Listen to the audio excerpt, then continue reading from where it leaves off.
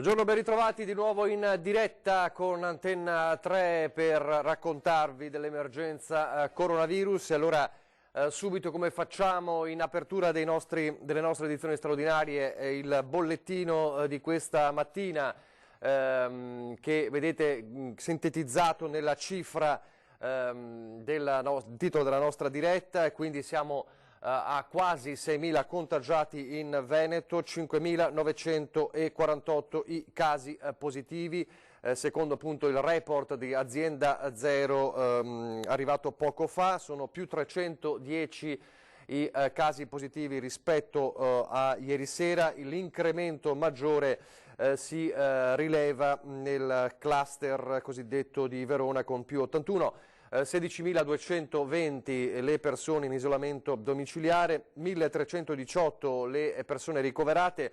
Si è superata la soglia dei 300 posti di terapia intensiva occupati, 304 più 10 rispetto alle ultime ore, e poi il dato dei decessi, 216 con più 6 decessi, uno a Conegliano, uno all'ospedale San Camillo di Treviso, scusate, uno all'ospedale di Mestre, avevo letto male la linea del dato, uno all'ospedale di Jesolo che è un Covid hospital, e poi l'ospedale di Vicenza, e 2 a Negrara, quindi un totale di 6 decessi. Dunque questo è il dato che continua evidentemente a preoccupare, quello dei casi positivi che aumentano, anche se sappiamo che l'obiettivo in realtà poi dell'operazione tamponi a tappeto, che è stata illustrata ieri proprio in conferenza stampa all'unità di crisi con il professor Crisanti, è quello di avere un maggior numero di positivi rilevati, perché la maggior parte dei positivi rilevati sono asintomatici, e a un maggior numero di positivi dovrebbe, con il passare dei giorni evidentemente e delle settimane, dovrebbe portare a una diminuzione di persone in terapia intensiva. L'obiettivo è quello di, già detto, insomma, di spezzare la linea del contagio. Allora, a proposito di unità di crisi, ci collegheremo poi sempre con la consueta conferenza stampa, il punto stampa di Zaia, e vedo già pronto Filippo Fois davanti alla unità di crisi di Marghera insieme a Sandro Ponchio. Buongiorno Filippo. Buongiorno Nicola, buongiorno ai nostri telespettatori. Come già annunciato tu, tra poco si terrà il consueto punto stampa del Presidente Zaia, quindi con tutte le ultime novità sia per quello che riguarda i dati che per quello che riguarda le strategie messe in campo dalla Regione per arginare il contagio da coronavirus. In effetti i dati sui contagiati sono dei dati non veritieri, ce lo dice la Regione stessa, l'ha detto anche, è stato ribadito anche ieri dagli esperti. Più o meno si quantificano in 100.000 persone, credo, in Veneto i positivi al coronavirus, che però non sono stati rilevati. Non sono stati rilevati perché, come dicevi tu, nella stragrande maggioranza dei casi si tratta di asintomatici, e proprio in quest'ottica si inquadra da un lato il test con i tamponi, che sarà esteso a larghe fasce della popolazione, e dall'altro l'invito, che continua a essere molto forte, a rimanere a casa, a evitare contatti con gli altri. A livello nazionale credo che questa cifra salga a 500.000 di persone, circa 250.000 sono i completamente asintomatici, mentre 200.000, così è stato stimato dagli esperti a livello nazionale, sarebbero quelli che accusano solamente dei lievissimi sintomi. Come sapete, contrarre il coronavirus può avere degli effetti diversi a seconda delle persone, c'è chi non se ne accorge neanche, chi accusa dei sintomi che non riesce a riconoscere come coronavirus, e chi invece purtroppo ha dei sintomi molto pesanti che possono portare addirittura alla morte. Ecco, oggi il tema di oggi, c'è un'indiscrezione su quale potrebbe essere il tema di oggi all'unità di crisi? Non è ancora stato dato il report dello Spisal, ad esempio, anche se lo diceva un po' nei giorni scorsi Zaia con il tema della chiusura delle aziende. Forse il dato va a scemare, anche se in realtà poi, visto che molte aziende restano aperte, e questo è il terreno di scontro con i sindacati, forse il dato resta comunque rilevante. Sì, il dato comunque è importante perché comunque quella contro il coronavirus è una battaglia che non solo si sta conducendo casa per casa ma anche azienda per azienda, per cui anche se le aziende e le imprese aperte in questo periodo sono molte meno rispetto a quando si è deciso di effettuare questi controlli, ciò non significa che questi abbiano perso di importanza. Da quello che abbiamo saputo comunque per ora i controlli avevano dato un esito positivo, vale a dire le aziende che erano state controllate stanno rispettando tutte quelle che sono le precauzioni che vengono previste in questo caso, per cui non si sono stati segnalati, almeno fino al momento, gravi mancanze da parte delle imprese. Ecco, sul tema della distribuzione delle mascherine, la situazione a Venezia è in terraferma? Ma diciamo che si stima entro la distribuzione sta avvenendo è iniziata ieri, sta continuando mentre vi parliamo e proseguirà in circa una settimana da quelli che sono gli ultimi aggiornamenti. Si prevede che verrà coperta l'intera popolazione, vale a dire verrà consegnato un numero di mascherine pari agli abitanti della provincia di Venezia, che sono poco meno di 600.000, per cui diciamo che da questo punto di vista sono mobilitati tutti a partire dai comuni, compreso quello di Venezia, che stanno effettuando piano piano, naturalmente prima che arrivino tutte. Oggi ne è arrivata tra l'altro un'altra partita di mascherine rispetto a quelle che erano già arrivate ieri, per cui ci vorrà un po', ma comunque la distribuzione sta avvenendo secondo quelli che erano i piani, secondo quello che era stato previsto. Ultima cosa che ti chiedo e poi ti lascio: ieri lo sfogo del sindaco Luigi Brugnaro nella sua conferenza stampa, insomma, ha chiesto a gran voce un aiuto più forte e poi è stato slitta evidentemente il ticket d'ingresso di un anno. Sì. Quello effettivamente è inevitabile, perché a prescindere dal fatto che adesso a Venezia non ci può entrare nessuno sostanzialmente, per cui c'è pochissima gente, semplicemente le persone che devono per forza di cose lavorare a Venezia e non possono farne a meno perché si tratta di professioni in cui non è previsto lo smart working, vale a dire il lavoro a distanza, e poi coloro che escono per fare la spesa, ma anche lì poi sappiamo, per esempio sono stati messi in cassa integrazione i dipendenti della Basilica di San Marco, sono circa 200 persone, prevalentemente custodi. Oramai ovviamente alla Basilica non entra più nessuno, neanche per le funzioni. Il limite tra l'altro di 200 metri da casa rende impossibile in una zona che oramai è scarsamente abitata il fatto che ci possa arrivare qualcuno. Il settore che è in crisi, che è il settore principale, secondo i più critici l'unico che c'è a Venezia, quello del turismo, conta più di all'incirca, ecco, era stato stimato solamente per quello che riguarda gli alberghi e l'indotto 25.000 persone. Ovviamente sono molte di più e proprio rivolto a questi l'appello principalmente che è arrivato dal sindaco Brugnaro, il quale poi aveva anche risposto ad alcune polemiche dal punto di vista politico che sono registrate a Venezia negli ultimi giorni da parte di esponenti dell'opposizione che, diciamo, contestano un certo immobilismo alla giunta comunale. Brugnaro ha risposto che la giunta sta continuando a lavorare, diciamo, lontano dalle telecamere, dalle macchine fotografiche, a testa bassa. Bene, allora grazie a Filippo Fois. Allora fra poco ci collegheremo con l'interno dell'unità di crisi per il punto stampa del governatore Zaia. Vi faccio vedere una cosa, ve la faccio rivedere, insomma l'avrete già vista, è la dichiarazione, l'autocertificazione nuova, importante comunque tenerne presente, eccola qui. La nuova autocertificazione, ricordiamo che la si può stampare, chi la può stampare, ma è comunque in dotazione alle forze dell'ordine, quindi non preoccupatevi se non l'avete con voi, meglio se l'avete con voi, e dove sono stati inseriti i nuovi commi relativi all'ultimo decreto del Ministero dell'Interno e del Ministero della Salute sulle misure di contenimento, il divieto appunto di spostarsi da comune a comune. E questo è importante capirlo perché? Perché lo dicevamo, lo dice anche l'ASL, l'abbiamo un po' anticipato ieri, se ci sono sanzioni pesanti in arrivo con multe oltre i 2.000 euro e confisca per chi viola le norme anticontagio da coronavirus. Sono le disposizioni contenute nel decreto legge che sarà oggi sul tavolo del Consiglio dei Ministri. Al Consiglio dei Ministri alle 14 si riunirà e avrà come oggetto anche questo provvedimento. Provvedimento, spiegano più fonti di governo, serve a uniformare il quadro normativo delle disposizioni finora adottate per frenare l'emergenza, aggiornando e sostituendo il primo decreto di fine febbraio che era stato varato per istituire le prime zone rosse.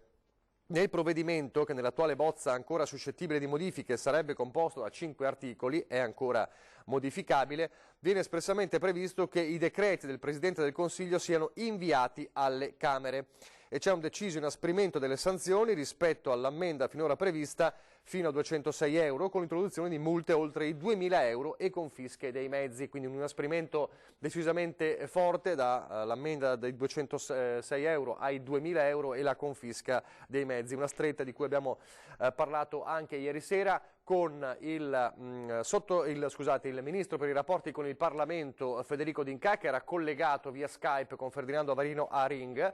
Ha parlato anche di questo, ma ha parlato poi anche dell'incontro che c'è stato con il centrodestra. Come sapete, il centrodestra ha sollevato il dibattito sul coinvolgimento del Parlamento e delle forze politiche sulle decisioni del governo.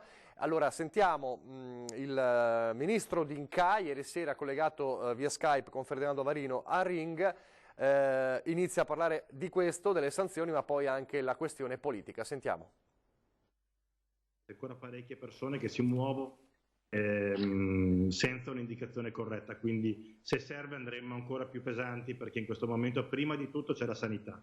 Io tra l'altro ho appena terminato una riunione di un paio di ore di maggioranza sempre sul decreto Cura Italia, e poi ero in diretta con il Presidente Conte, che in questo momento sta incontrando ancora le opposizioni.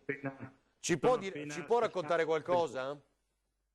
Ma sì, io posso anche raccontarvi di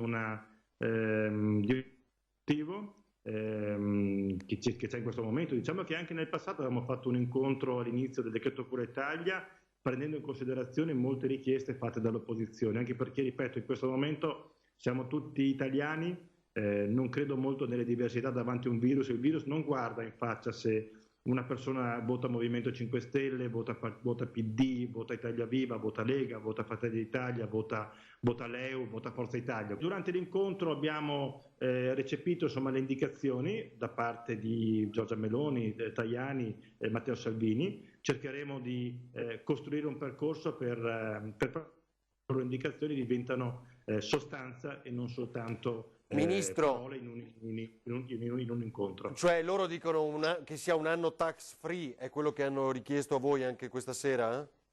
Cioè, senza tasse?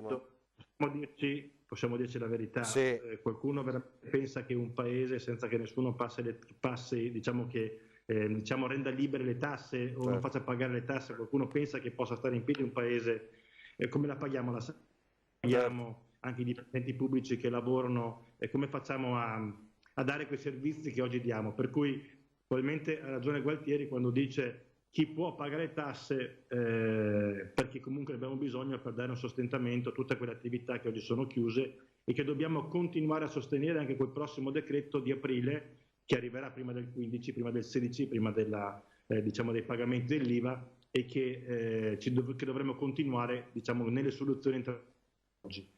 Se posso dare un po' sui dati epidemiologici, sì.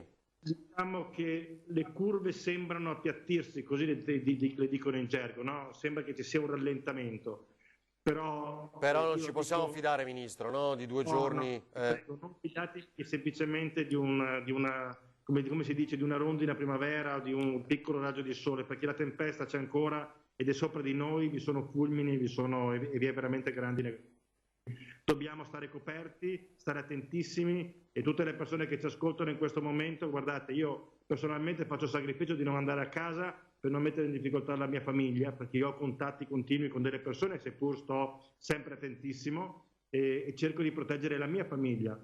E ho fatto anche un tampone, per cui sono anche negativo. Vi prego tutti quanti di non mettere a repentaglio la vostra famiglia, che è il bene in assoluto più grande che avete. Si è mai pensato addirittura di arrivare a un punto superiore, che è quello vicino a quanto fatto dalla Cina, cioè che si stesse tutti a casa e il cibo lo distribuisce l'esercito? Se me lo può dire o vuole dire. No. Io non so mai, io credo che possibilità va bene, però l'Italia non è tutta uguale, cioè la situazione della Sicilia è molto diversa da quella di Bergamo, mi pare ovvio. Ma in questo momento però le ha viste le code a Villa San Giovanni, no?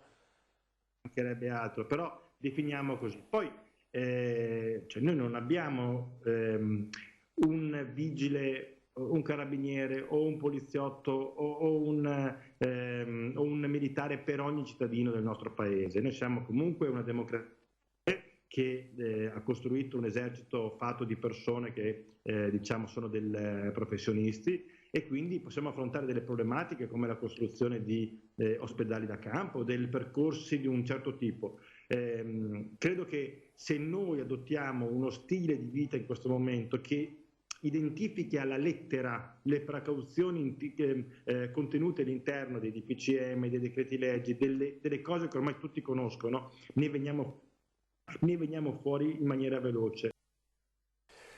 Allora, così d'Inca vi faccio rivedere la tabella dei dati, visto che appunto lo diceva ieri il ministro D'Inca, insomma la situazione è fluida e a una giornata in cui sembra che le cose possano andare meglio, poi si sostituiscono dei dati invece più pesanti. Questa è la situazione in Veneto, siamo a quasi 6.000 casi positivi con più 310, lo dicevamo, e 16.220 persone in isolamento e 216 i decessi, più 6 nelle ultime ore. Allora, faceva riferimento a quel incontro, insomma, a Palazzo Chigi, a quella chiamiamolo tavolo, meglio incontro, insomma, tra le parti con il centrodestra. Allora vediamo proprio ieri sera Giorgia Meloni, Matteo Salvini all'uscita, e c'era anche Tajani per Forza Italia, all'uscita dall'incontro.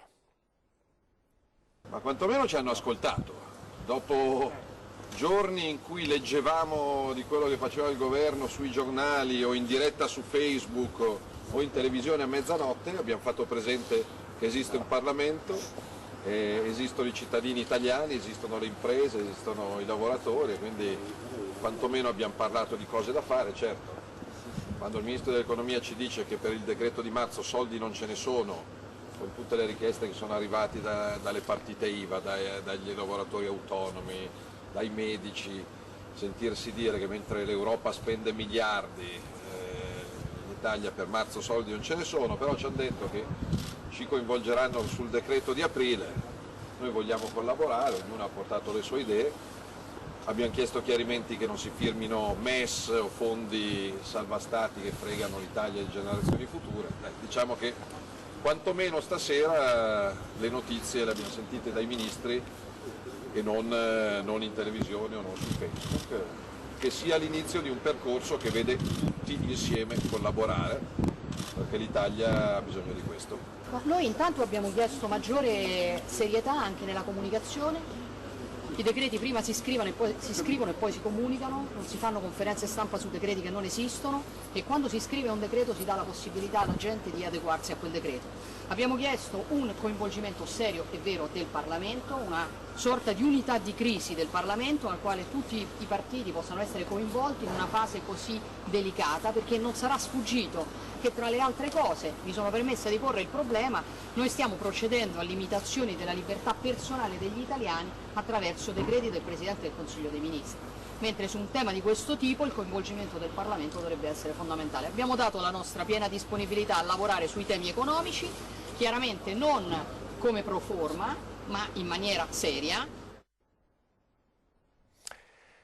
Queste dunque le parole di Salvini e di Meloni, quindi la polemica resta anche sulla comunicazione, non è una polemica solo del centrodestra, evidentemente gran parte anche poi del dibattito che tuttora è in corso con le imprese e con i sindacati è anche su questo, sulla comunicazione delle decisioni e sul mancato coinvolgimento delle decisioni. A proposito, ricordo alle 14 c'è il Consiglio dei Ministri nel quale verrà varato insomma, una nuova stretta, un aggravamento delle sanzioni, ne parliamo fra pochissimo. Ricordo invece che È in corso una call conference sull'altro fronte, quello economico, tra il Ministero dello Sviluppo Economico, il Ministero dell'Economia e delle Finanze e i sindacati. Sul tavolo c'è la protesta dei sindacati per il numero, secondo i sindacati, ancora troppo alto di imprese aperte e quindi dei lavoratori a rischio, 2 milioni circa in Lombardia per esempio.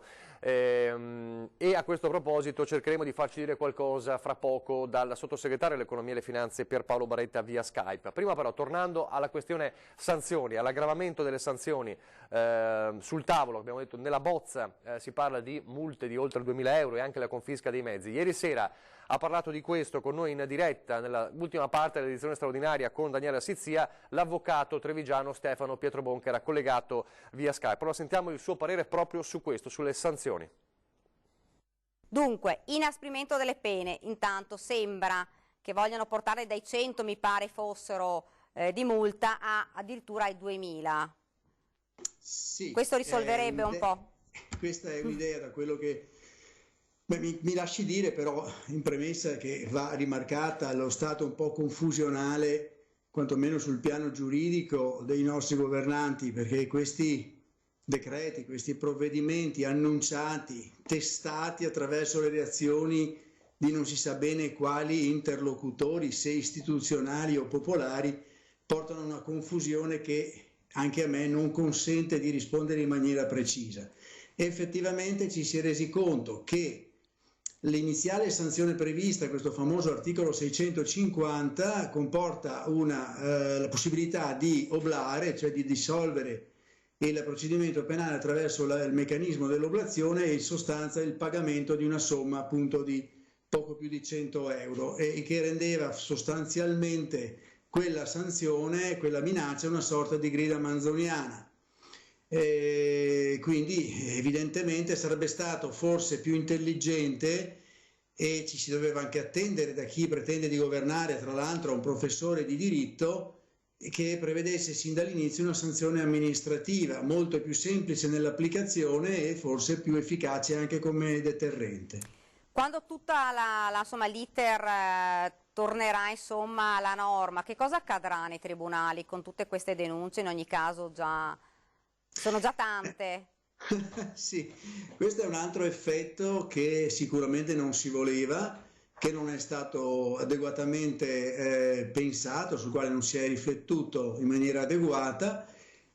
Ogni notizia di reato che arriverà dagli organi di controllo comporterà l'apertura di un fascicolo, un impiegato che lavora un fascicolo, un magistrato della procura che lo esamina e formula un'imputazione, un magistrato del tribunale, un GIP, che redigerà un decreto penale di condanna, le notifiche, gli avvocati, un costo che si può stimare in almeno 10 volte la somma che si riceverà con questa famosa oblazione. Un aggravio alle procure che assolutamente di cui nessuno sentiva la necessità. Fra l'altro parliamo veramente di centinaia, se non di migliaia di denunce ormai in tutto il Veneto.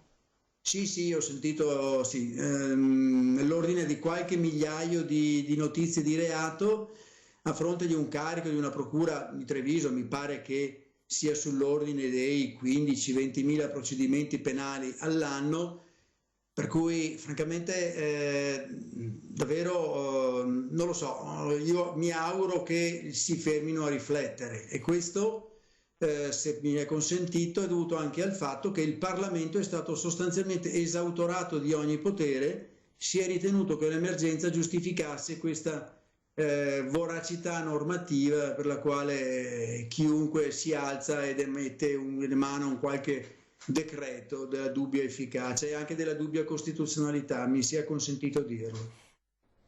E queste sono parole abbastanza forti dell'avvocato Pietrobonchera, che quindi mettono in luce un altro elemento, è il carico il rischio intasamento poi nei tribunali a emergenza finita.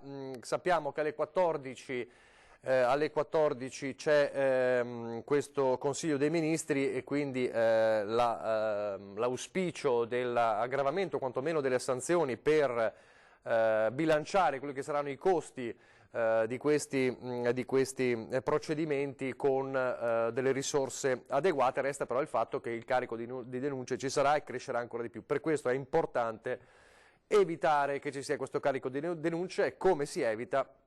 Restando a casa e quindi non violando le regole. Vi faccio vedere il cartello delle donazioni, è sempre molto importante da far vedere per contribuire all'approvvigionamento di risorse ovviamente sanitarie per gli ospedali, quindi questo è un monito per tutti, per chi può, per chi ha la possibilità di donare quello che può.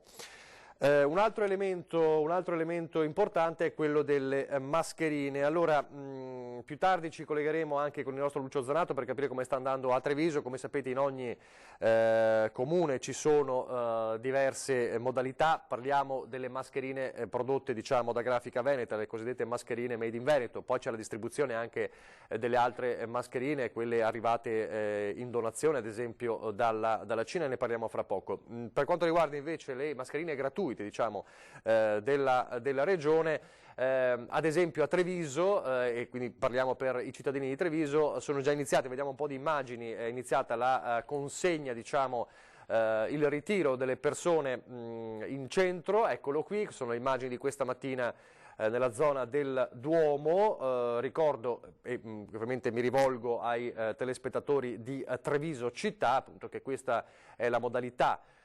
Ci sono vari punti di raccolta in centro: Piazza Duomo, Piazzale Burchiellati, Piazza Santa Maria Maggiore e Piazza Vittoria, dalle 9 alle 12, quindi sta per finire, diciamo, la consegna. Come vedete c'è il rispetto della distanza, ci sono i vari gazebo. Vi faccio vedere anche poi, appena finiscono queste immagini, altre immagini che stanno arrivando dai nostri inviati in centro città. Questo per quanto riguarda il centro. Per quanto riguarda invece per i quartieri, diciamo, si parte dalle 14, quindi fra 2 ore circa, alle 20, scaglionati per ordine alfabetico, quindi dalle 14 alle 16 un unico referente per famiglia che ha il cognome dalla lettera A alla G, dalle 16 alle 18 un unico referente per famiglia che ha il cognome dalla lettera H alla lettera P, e dalle 18 alle 20 un unico referente per famiglia che ha il cognome dalla lettera Q alla lettera Z. Necessario recarsi al punto di consegna più vicino alla propria abitazione. Punti di consegna solo in auto, e ci sono una serie di ovviamente indirizzi dei quartieri, li diciamo con maggiore precisione dopo. Li trovate comunque nel sito del Comune di Treviso e nella pagina Facebook del Comune di Treviso. Vediamo se trovo le altre immagini che mi hanno girato di questa mattina. Eccole qua. Sempre questo dovrebbe essere, se non sbaglio, Piazza Vittoria, sì, ecco qua, vedete i gazebo, Piazza Vittoria, c'è il rispetto della distanza di sicurezza e quindi c'è tutto un sistema, una procedura che permette, ecco qui ancora immagini, garantisce insomma la possibilità di poter approvvigionarsi con sicurezza delle mascherine. Questo per quanto riguarda le mascherine a Treviso. Poi c'è la distribuzione delle mascherine anche nelle farmacie, 70.000 farmacie, distribuzione gratuita. Allora vediamo se c'è il servizio da Padova delle mascherine in farmacia. 70.000 mascherine sono distribuite gratuitamente in queste ore nelle farmacie padovane. Queste sono le immagini all'orario di apertura in via Bembo. Sono una parte della fornitura arrivata dalla Cina come regalo alla comunità. Il sindaco Giordani ha chiesto la collaborazione dei farmacisti per far avere questi dispositivi di protezione ai cittadini. Ogni persona può ritirarne al massimo 2 per evitare forme di accaparramento, e Giordani invita chi già ne possiede a rinunciare per favorire chi ne ha più bisogno. Nei giorni scorsi ne erano già state distribuite al personale in prima linea, sanitari e forze dell'ordine, e a queste 70.000 si aggiungono le altre 148.000 prodotte da Grafica Veneta e gestite in città e provincia dalla Protezione Civile. Così allora a Padova, poi questa sera vedremo tutte le informazioni anche sulle farmacie a Padova. Fra poco ci stiamo per collegare con il sottosegretario all'economia e alle finanze Pierpaolo Baretta per farci dare qualche anticipazione dell'incontro, della call conference in corso con i sindacati sul tema del lavoro. Nel frattempo, altra notizia di servizio importante, l'abbiamo raccontato ieri, l'anticipo della pensione che si può ritirare dal 26 di marzo in posta. Allora, cosa succede? L'appello delle poste è quello di usufruire, chi può, del sistemi online, e quindi il tentativo e l'appello è quello di evitare di andare allo sportello proprio per evitare gli assembramenti, ma tutte le persone che non possono usufruire di questi sistemi tecnologici e quindi sono costretti a ritirare le pensioni in contanti dovranno presentarsi agli sportelli rispettando la turnazione alfabetica prevista. Allora, qui parliamo del sistema a nord-est, quindi vale per tutti i comuni. E il calendario relativo alle pensioni del mese di aprile è quello che vedete. Allora, per gli uffici postali, questo che vedete in onda è per gli uffici postali aperti tutti i giorni. Allora, i cognomi dalla A alla B potranno ritirare la pensione da giovedì 26 marzo, dalla C alla D venerdì 27 marzo, dalla E alla K la mattina di sabato 28 marzo, solo la mattina. Dalla L alla O lunedì 30 marzo, dalla P alla R martedì 31 marzo e dalla S alla Z mercoledì 1 aprile. Questo per gli uffici postali che sono aperti tutti i giorni. Poi ci sono realtà dove gli uffici postali sono aperti a giorni alterni. Allora vediamo il secondo cartello. Per gli uffici postali aperti lunedì, mercoledì e venerdì. Ritiro della pensione per i cognomi dalla A alla D. Lo potranno fare il venerdì 27 marzo, dalla E alla O lunedì 30 marzo, dalla P alla Z mercoledì 1 aprile. Gli uffici invece aperti martedì, giovedì e sabato, i cognomi dalla A alla D giovedì 26 marzo, dalla E alla O la mattina di sabato 28 marzo, dalla P alla Z martedì 31 marzo. Questo è molto importante, segnatevi questi dati per così poter ritirare tranquillamente la vostra pensione, se non potete farlo in modo alternativo online, evitando quindi l'assembramento agli sportelli, che è fondamentale in questo momento. Vediamo se ci risponde il sottosegretario Baretta. Lo ricordo, è importante la call conference, diciamo, che c'è in corso al Ministero dello Sviluppo Economico e al Ministero dell'Economia e delle Finanze con i sindacati. Già ieri, ad esempio, numerosi scioperi in tutto il nord, soprattutto in Lombardia, ma anche alla Safilo, ad esempio. Niente, ancora non ci siamo. Riproviamo fra pochissimo e vediamo se riusciamo a collegarci, ed è quindi importante capire se qualcosa cambierà. Rispetto a quel decreto, se ci saranno degli emendamenti, delle modifiche. È una lista, quei 97 articoli, una lista troppo larga secondo il sindacato, che quindi ha scritto una lettera anche ai prefetti. La CGIL, CISL e UIL hanno scritto ai prefetti per avere maggiore chiarezza su chi deve rimanere aperto e chi deve rimanere chiuso. Un altro fronte aperto, ricordate, qualche giorno fa il governatore del Veneto Luca Zaia, che ha parlato della Costa Victoria, quella nave che era diretta verso Venezia.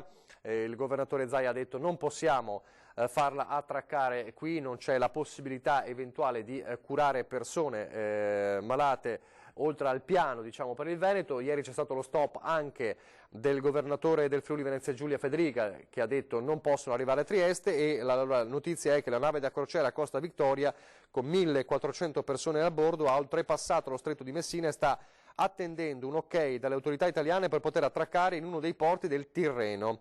Lo si apprende dalla società armatrice. Costa, viene spiegato, ha già escluso l'arrivo al porto di Venezia, dove avrebbe dovuto giungere originariamente il 28 marzo, e anche a Trieste come seconda ipotesi. Ciò per non impattare nei territori già fortemente colpiti dall'emergenza coronavirus, e perché l'obiettivo è individuare anche un veloce collegamento aeroportuale.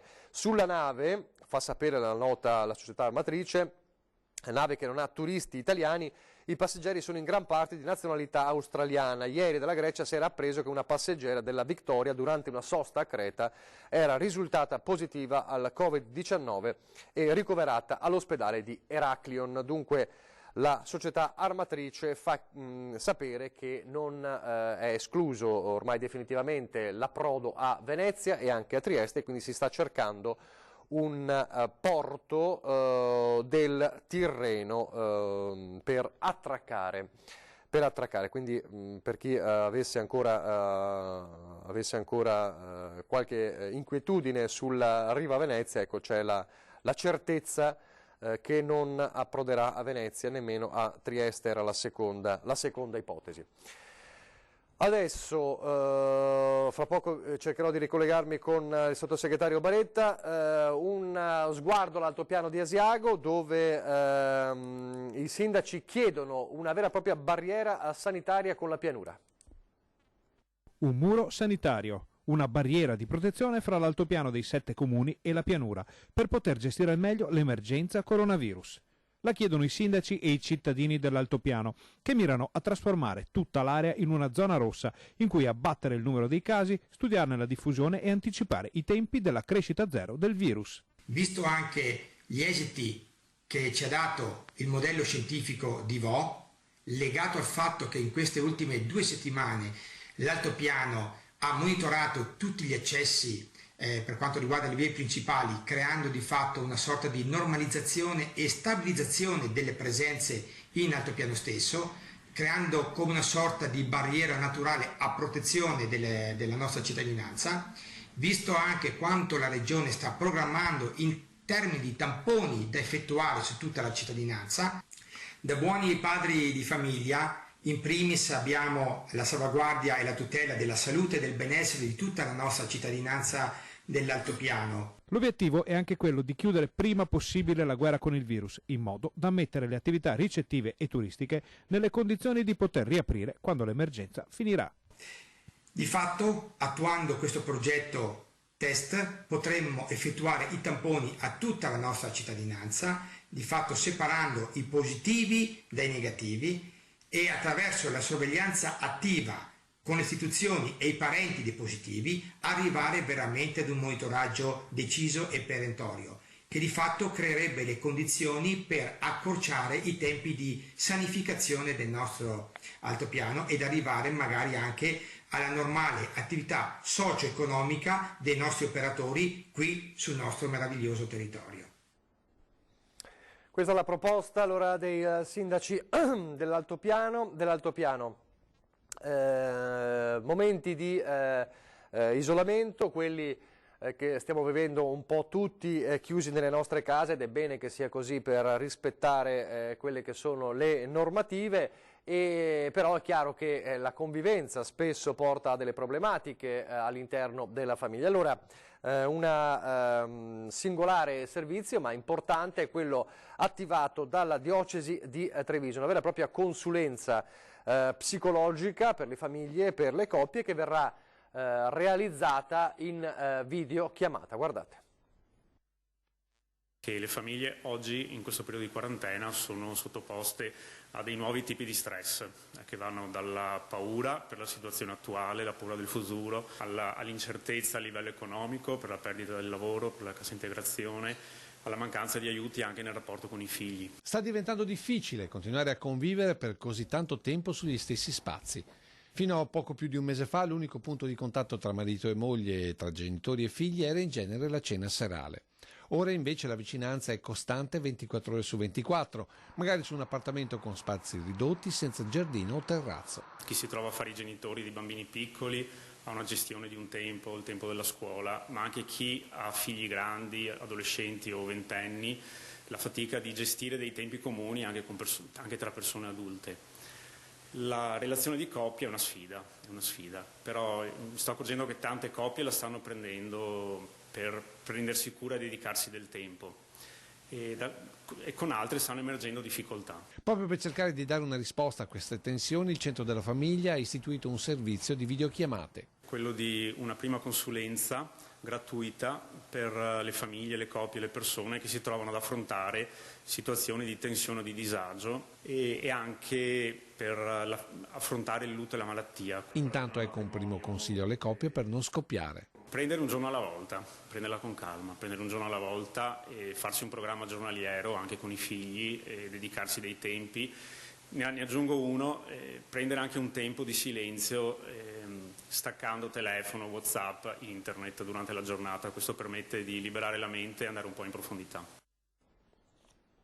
Così a Treviso, allora siamo collegati via Skype con il sottosegretario Pierpaolo Baretta. Buongiorno. Buongiorno a voi. Allora, mi conferma che è in corso la call conference, cioè l'incontro diciamo al Ministero dello Sviluppo Economico con i sindacati? No, c'è la Presidenza del Consiglio. Ah, con il Presidente del Consiglio. Sapevamo di un incontro, diciamo, di un tavolo con i sindacati per... Sì. Ecco, di questo volevo capire. Si sta discutendo del decreto sulle chiusure delle aziende. Ci può dire qualcosa, come sta andando?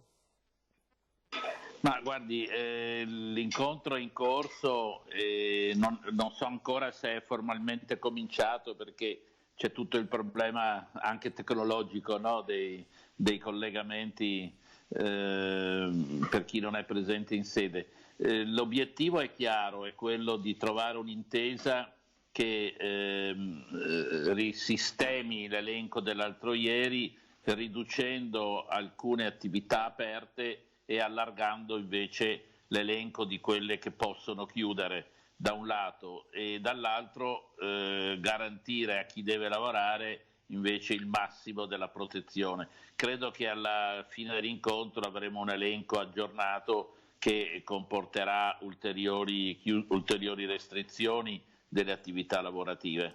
Ah, quindi più tardi, nelle prossime ore, potrebbe arrivare un nuovo elenco, quindi un nuovo... Sì.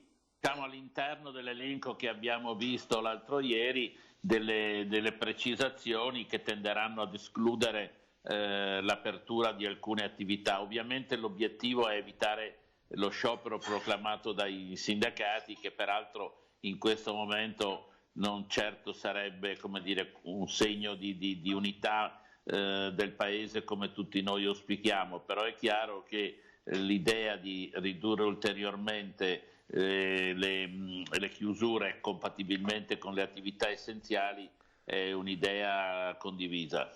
Secondo lei di quanto potrebbe essere questa riduzione?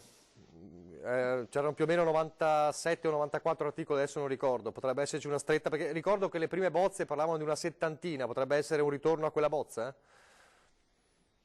Ma questo dipende dalle valutazioni che si stanno facendo, anche perché il decreto prevedeva che una serie di aziende potevano tenere aperto fino a domani per poter completare il ciclo lavorativo e spedire le merci, quindi si tratta di vedere quante sono quelle che comunque da domani già in automatico arriverebbero a chiudere e quanti aggiungerne. Il problema vero è il manifatturiero, perché l'agroalimentare resta aperto. Certo. Il problema vero è decidere il manifatturiero. Senta, per esempio, qui ieri una voce forte è arrivata dai lavoratori della Safilo che hanno scioperato. Ecco, per esempio, la CGIL diceva non capiamo perché la Safilo deve aprire. Ma sì, diciamo anche lì è evidente, adesso non faccio l'esempio del singolo della Safilo, faccio l'esempio del settore. È evidente che c'è una distinzione tra la parte delle lenti che possono servire per l'attività di vista vera e propria e invece quello che serve per gli usi, diciamo, il sole, cioè non voglio entrare nel dettaglio tecnico che non è il mio, però è chiaro che insomma non tutto è così indispensabile, anche perché si rischia poi di fare accumulo di magazzino, mentre invece ci sono altre situazioni indispensabili. Penso ad esempio ad una importante azienda del nostro territorio che normalmente produce coperture in zinco, e quelle ovviamente vanno a fermarsi, ma attenzione perché dentro il loro business ci sono anche tutta la parte zincata che serve per le bare, e quindi certo, quello sarebbe assolutamente diciamo scandaloso che fermassimo quella produzione in quel momento. Quindi bisogna entrare nel dettaglio, ecco perché è bene che siano i prefetti a farlo. Non si può dal centro decidere l'articolazione fabbrica per fabbrica, e quindi forse è opportuno che non sia neanche una gestione solo politica, ci vuole una gestione più neutra, e quindi i prefetti siano coloro che d'intesa con imprenditori e sindacati determinano poi l'elenco vero di chi deve chiudere e di chi può restare aperto. Senta, ne avevamo già parlato la scorsa volta, lei dice che il Parlamento non sarà mai di fatto chiuso, però ci sono lamentati anche ieri, c'è stato l'incontro con Salvini e Meloni, insomma il centrodestra, e domani Conte riferirà anche in Parlamento con modalità contingentate evidentemente, però, anzi giovedì, ecco, hanno ribadito il concetto: non si possono limitare le libertà personali con un decreto del governo, non si può esautorare il Parlamento. Ecco, lei cosa dice? No, il Parlamento non solo non si può, ma non si deve esautorare, il che non vuol dire che non bisogna trovare tutti insieme delle modalità che garantiscano l'attività democratica del Parlamento in un quadro come quello attuale, che è totalmente originale. È una discussione molto delicata, che ha aspetti teorici e aspetti di principio, però attenzione, se conveniamo tutti che il principio di fondo è la salute, il primo dei principi è la salute e combattere il virus, anche le gestioni conseguenti si devono ispirare a questo obiettivo principale, e quindi ad esempio il voto a distanza che il Parlamento europeo sta sperimentando può essere congiunturalmente, io personalmente non ho obiezioni. Quello che considererei inaccettabile è qualche forma di chiusura o di limitazione del diritto di espressione del Parlamento. La lascio al suo lavoro. Allora, ci conferma comunque che si va verso una restrizione delle aziende che resteranno aperte, così è? Questo è il concetto? Sì, è così. Benissimo, grazie al sottosegretario dell'Economia e delle Finanze Pierpaolo Baretta, buon lavoro, grazie davvero. Avete sentito, importante dunque, quindi in arrivo nelle prossime ore un ulteriore, un ritorno probabilmente a quello che era la bozza iniziale per quanto riguarda le aziende aperte e chiuse, quindi saremo in attesa di capire quali saranno le novità. Allora, pubblicità subito e poi andiamo direttamente a vedere all'unità di crisi com'è la situazione. Siamo a pochi minuti dall'inizio della conferenza stampa del governatore Zaia.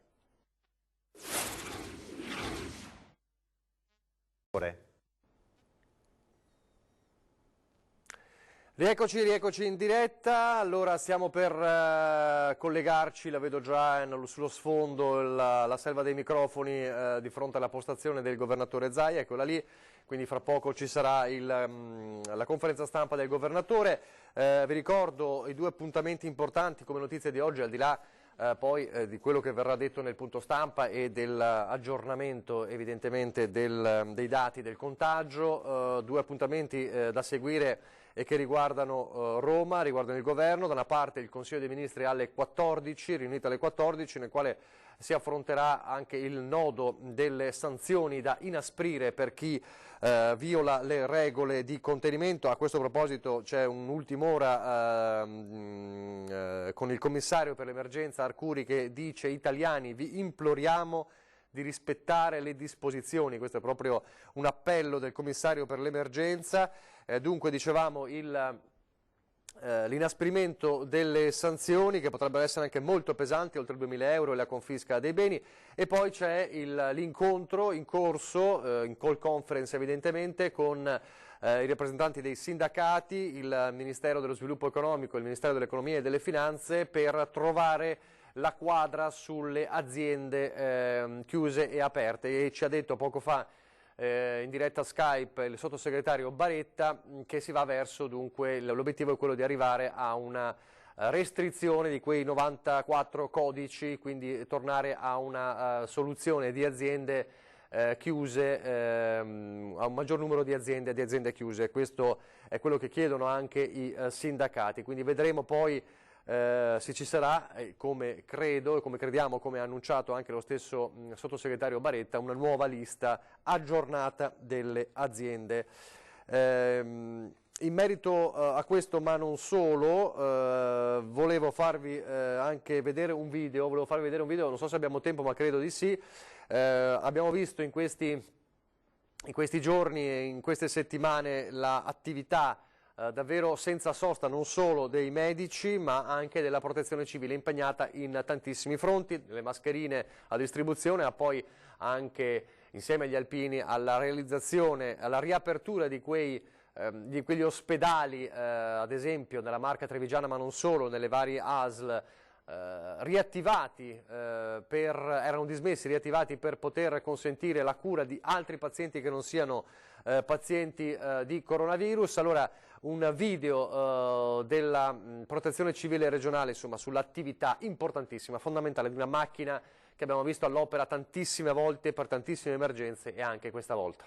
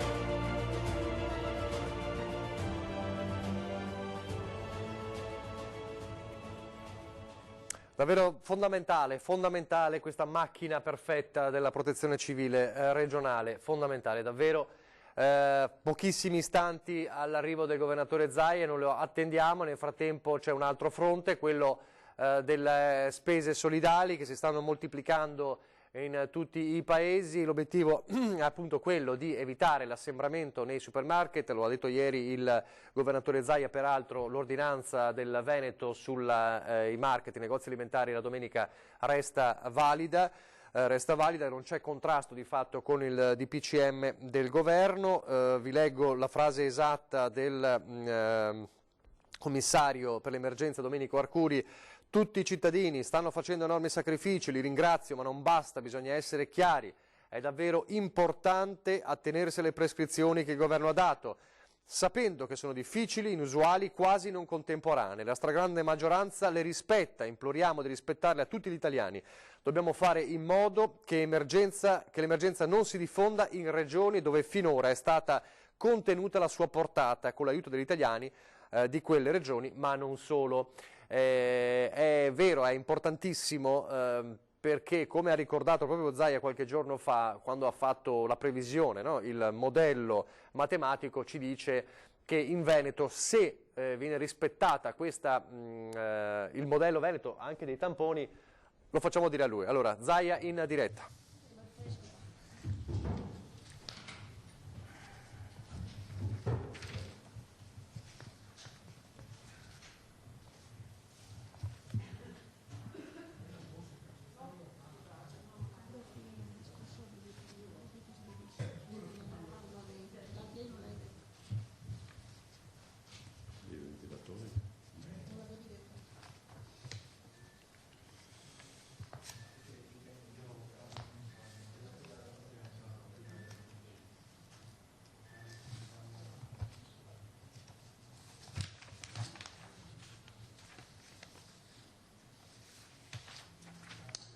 Grazie e buongiorno a tutti. Un ringraziamento per essere qui. Sta diventando purtroppo consueto questo appuntamento, ma è l'occasione assieme agli assessori Lazzarin e Bottacin dare il punto della situazione della giornata. Guardate, intanto inizierei con i dati che sono fondamentali e li abbiamo voluti mettere nero su bianco perché poi restino impresso. Attualmente in isolamento abbiamo 16.220 persone.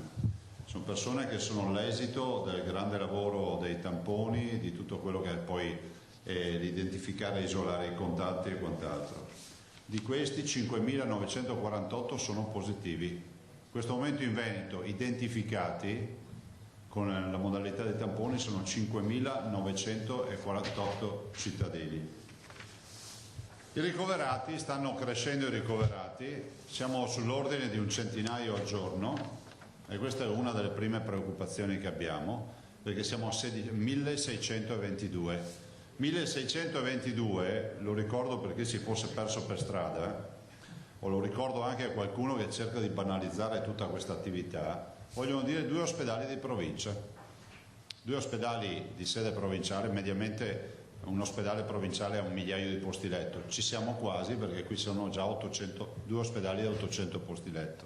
Questi sono posti sottratti alla degenza normale, alle cure normali dei nostri cittadini.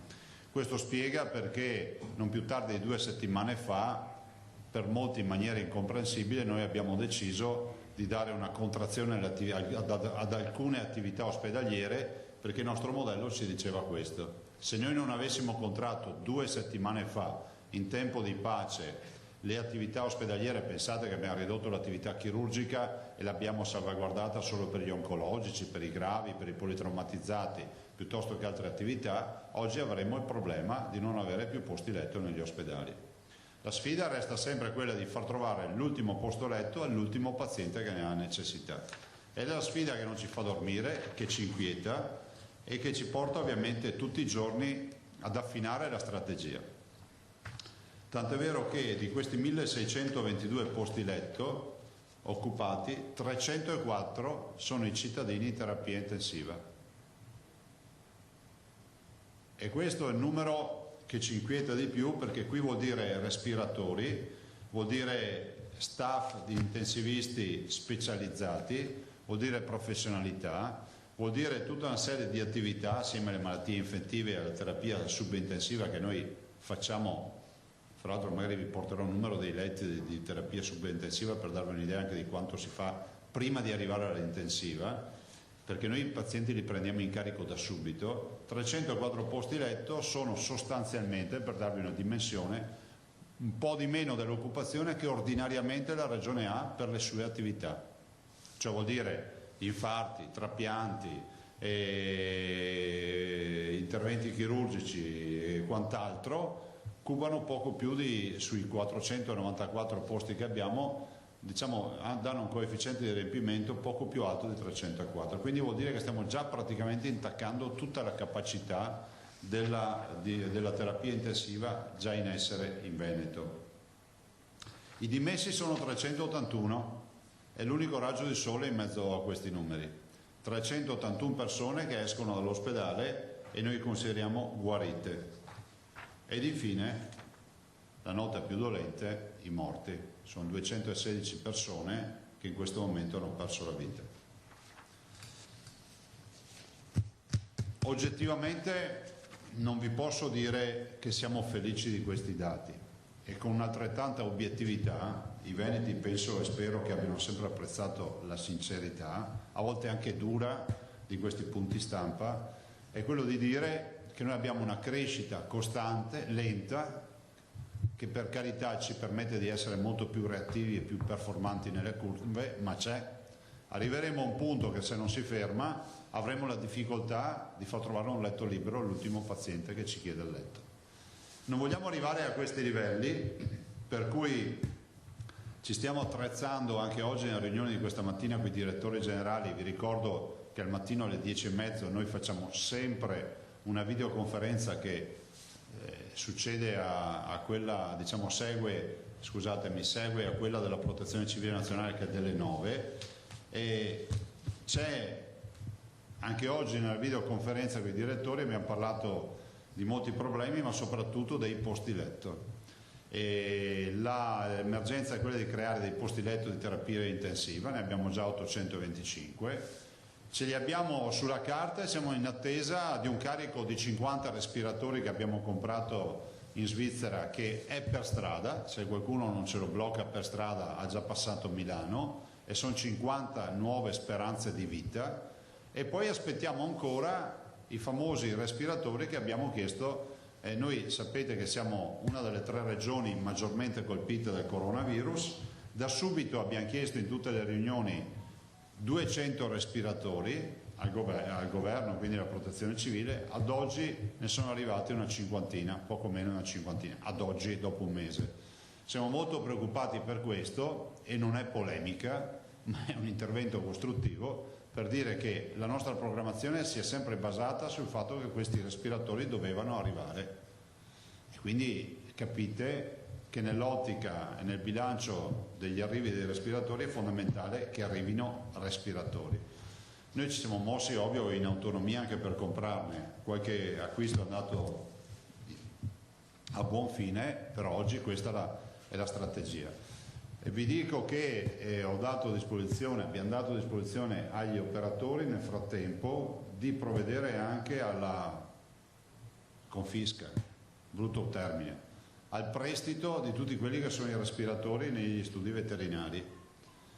E non vorrei inquietare qualcuno, non è che si usano, il respiratore è una pompa e il device è un altro, nel senso che il tubo e il resto non vorrei che qualcuno pensasse che fosse un unicum.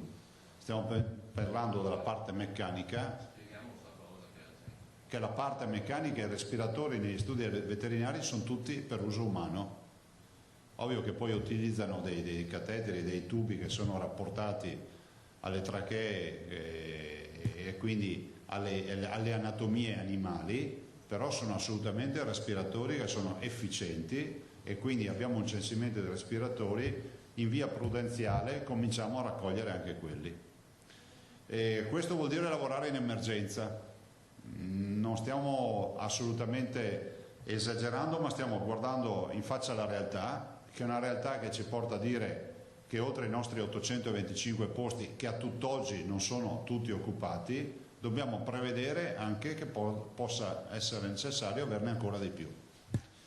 E ve lo dico perché oggi noi dobbiamo ancora chiedere il sacrificio ai veneti. Peraltro dopo vi lascerò uno studio che è stato fatto dal Dipartimento di Informatica del Veneto, e quindi con Agenda Digitale e Azienda Zero, e vi lasciamo questo studio che dimostra che l'ordinanza che ho fatto ha fatto diminuire del 44,6% i transiti nella nostra regione. Perché? Perché abbiamo censito tutti gli spostamenti con il gestore telefonico TIM, ovviamente in maniera anonima, semplicemente guardando gli spostamenti dei telefonini, non sappiamo di chi sono i telefonini. Quindi è un tema, diciamo una lettura macro che ci dice che c'è stata una diminuzione di quasi il 50% degli spostamenti. I veneti si stanno comportando bene, li voglio ringraziare uno ad uno, e i veneti hanno dimostrato di avere rispetto per la propria salute, ma soprattutto avere un grande senso di solidarietà nei confronti del prossimo, di coloro che comunque vivono in questa comunità. Dico veneti, qualcuno mi dice ma tu dici veneti e ti dimentichi degli altri. Per me i veneti sono tutti quelli che sono qui, a prescindere dal fatto che siano nati qui, che siano nati da qualche altra parte, che siano appena arrivati, che siano arrivati da tanto tempo, cioè stiamo parlando a una comunità. E quindi non sto lì a far tante descrizioni. Per me sono tutti cittadini veneti quelli che sono in Veneto. Vi dico che dovremo continuare con le misure, non ho nessuna intenzione di allentare le misure, so che chiedo un sacrificio ai cittadini, però l'unico aiuto che chiedo è che questa cura popolare contro il coronavirus continui ad essere una cura in team. Ringrazio tutti quelli che stanno versando. Ho molti versamenti, devo dire che veramente stiamo raccogliendo tanto, annuncio anche che avremo dei grossi versamenti nei prossimi giorni che già mi sono stati annunciati, li renderò pubblici, però oggi voglio ringraziare, guardate, c'è la distinta dei versamenti che è alta così ormai e sono tutti fogli pieni di nomi e cognomi. Voglio ringraziare il popolo dei Veneti che ha versato 5 euro, 1 euro, 10 euro, 20 euro, 15 euro, veramente ringraziarli di cuore, perché dà una dimensione della chiamata di popolo che c'è su questa partita. Quando uno già si rompe le scatole a digitare quel codice, perché siamo in un paese dove se non digiti un codice che ha 20 cifre non riesci neanche a fare una donazione, vuol dire che uno già dovrebbe essere premiato perché è arrivato a digitare il codice. Se poi per di più ci scrive anche una cifra, secondo me è unica. Vedo nomi anche di bambini, vedo, insomma, li voglio ringraziare, ci metterò un sacco di tempo perché sono migliaia di persone, però li voglio ringraziare tutti uno ad uno, lo farò per iscritto, ci metterò tanto tempo, quindi abbiate pazienza, ma veramente per me chi versa 1 milione o 2 milioni o 5 o 10, perché tali saranno i versamenti che vi annuncerò, vanno assolutamente ringraziati 1000 volte, ma vanno ringraziati 1000 volte anche i bimbi che si privano di un salvadanaio messo da parte, del gelato, di un gioco, e mi scrivono, alcuni scrivono anche letterine e mandano i soldi. C'è anche chi magari il numero non lo digita e manda direttamente 5 euro, ma va bene anche così. Quindi grazie di cuore a tutti, abbiamo bisogno dell'aiuto di tutti in questa fase. Chiudo con un'ultima considerazione, che è quella dei controlli, anzi che lascio dopo l'assessore Lanzarini. Io la lascio a lei perché è giusto, è stata seguita dalla sanità. Voi sapete che abbiamo fatto i controlli Spisal e hanno dei numeri macro, insomma è stato fatto un bel controllo, poi ve lo dirà anche lei.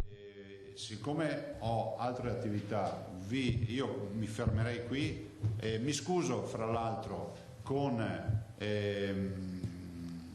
i cittadini, diciamo, che non ci sentono, e quindi con tutto quel mondo del linguaggio LIS ci stiamo organizzando. Da molti di loro sono, in particolar modo i sordomuti in generale, sono arrivate un sacco a me spiace che nel dirlo, spero ci sia qualcuno che glielo traduca, di richieste di avere un interprete per il linguaggio LIS. Ci siamo attivati, avremo una signora, un signore che ci assisterà durante le conferenze stampa, perché neanche io avrei mai immaginato di ricevere così tante richieste rispetto a questo. Quindi avremo anche modo di dare a loro la traduzione, quindi quella del linguaggio LIS, e quindi avranno giustamente, è un loro diritto, di avere l'informazione. Domande? Uno alla volta. Tosato. Stamattina Borrelli ha detto in conferenza stampa che il numero dei contagiati reali è presumibilmente 10 volte superiore a quello dei contagiati intercettati. Allora il Veneto è la regione che di gran lunga ha fatto più tamponi, quindi insomma il numero dei positivi veneti dovrebbe forse avvicinarsi un pochino di più al numero reale. Ma guarda, questo non te lo so dire. Io penso che noi abbiamo un modello che ci dice che arriveremo a un punto e forse avremo 2 milioni di veneti contagiati, il che ci lascerà nella storia, come si dice, questa nebulosa di sapere di aver avuto tanti cittadini che non saremmo riusciti a intercettare per ovvi motivi, che sono quelli epidemiologici, logistici, pratici, che saranno degli asintomatici positivi che poi si negativizzeranno, come accade. Vi ricordo che molti dei positivi non sviluppano patologie, cioè questo è bene ricordarlo, cioè un tampone positivo non vuole dire una condanna a morte, vuol dire che ti devi mettere in quarantena e cercare di non andare a contagiare qualcuno che potresti condannare a morte.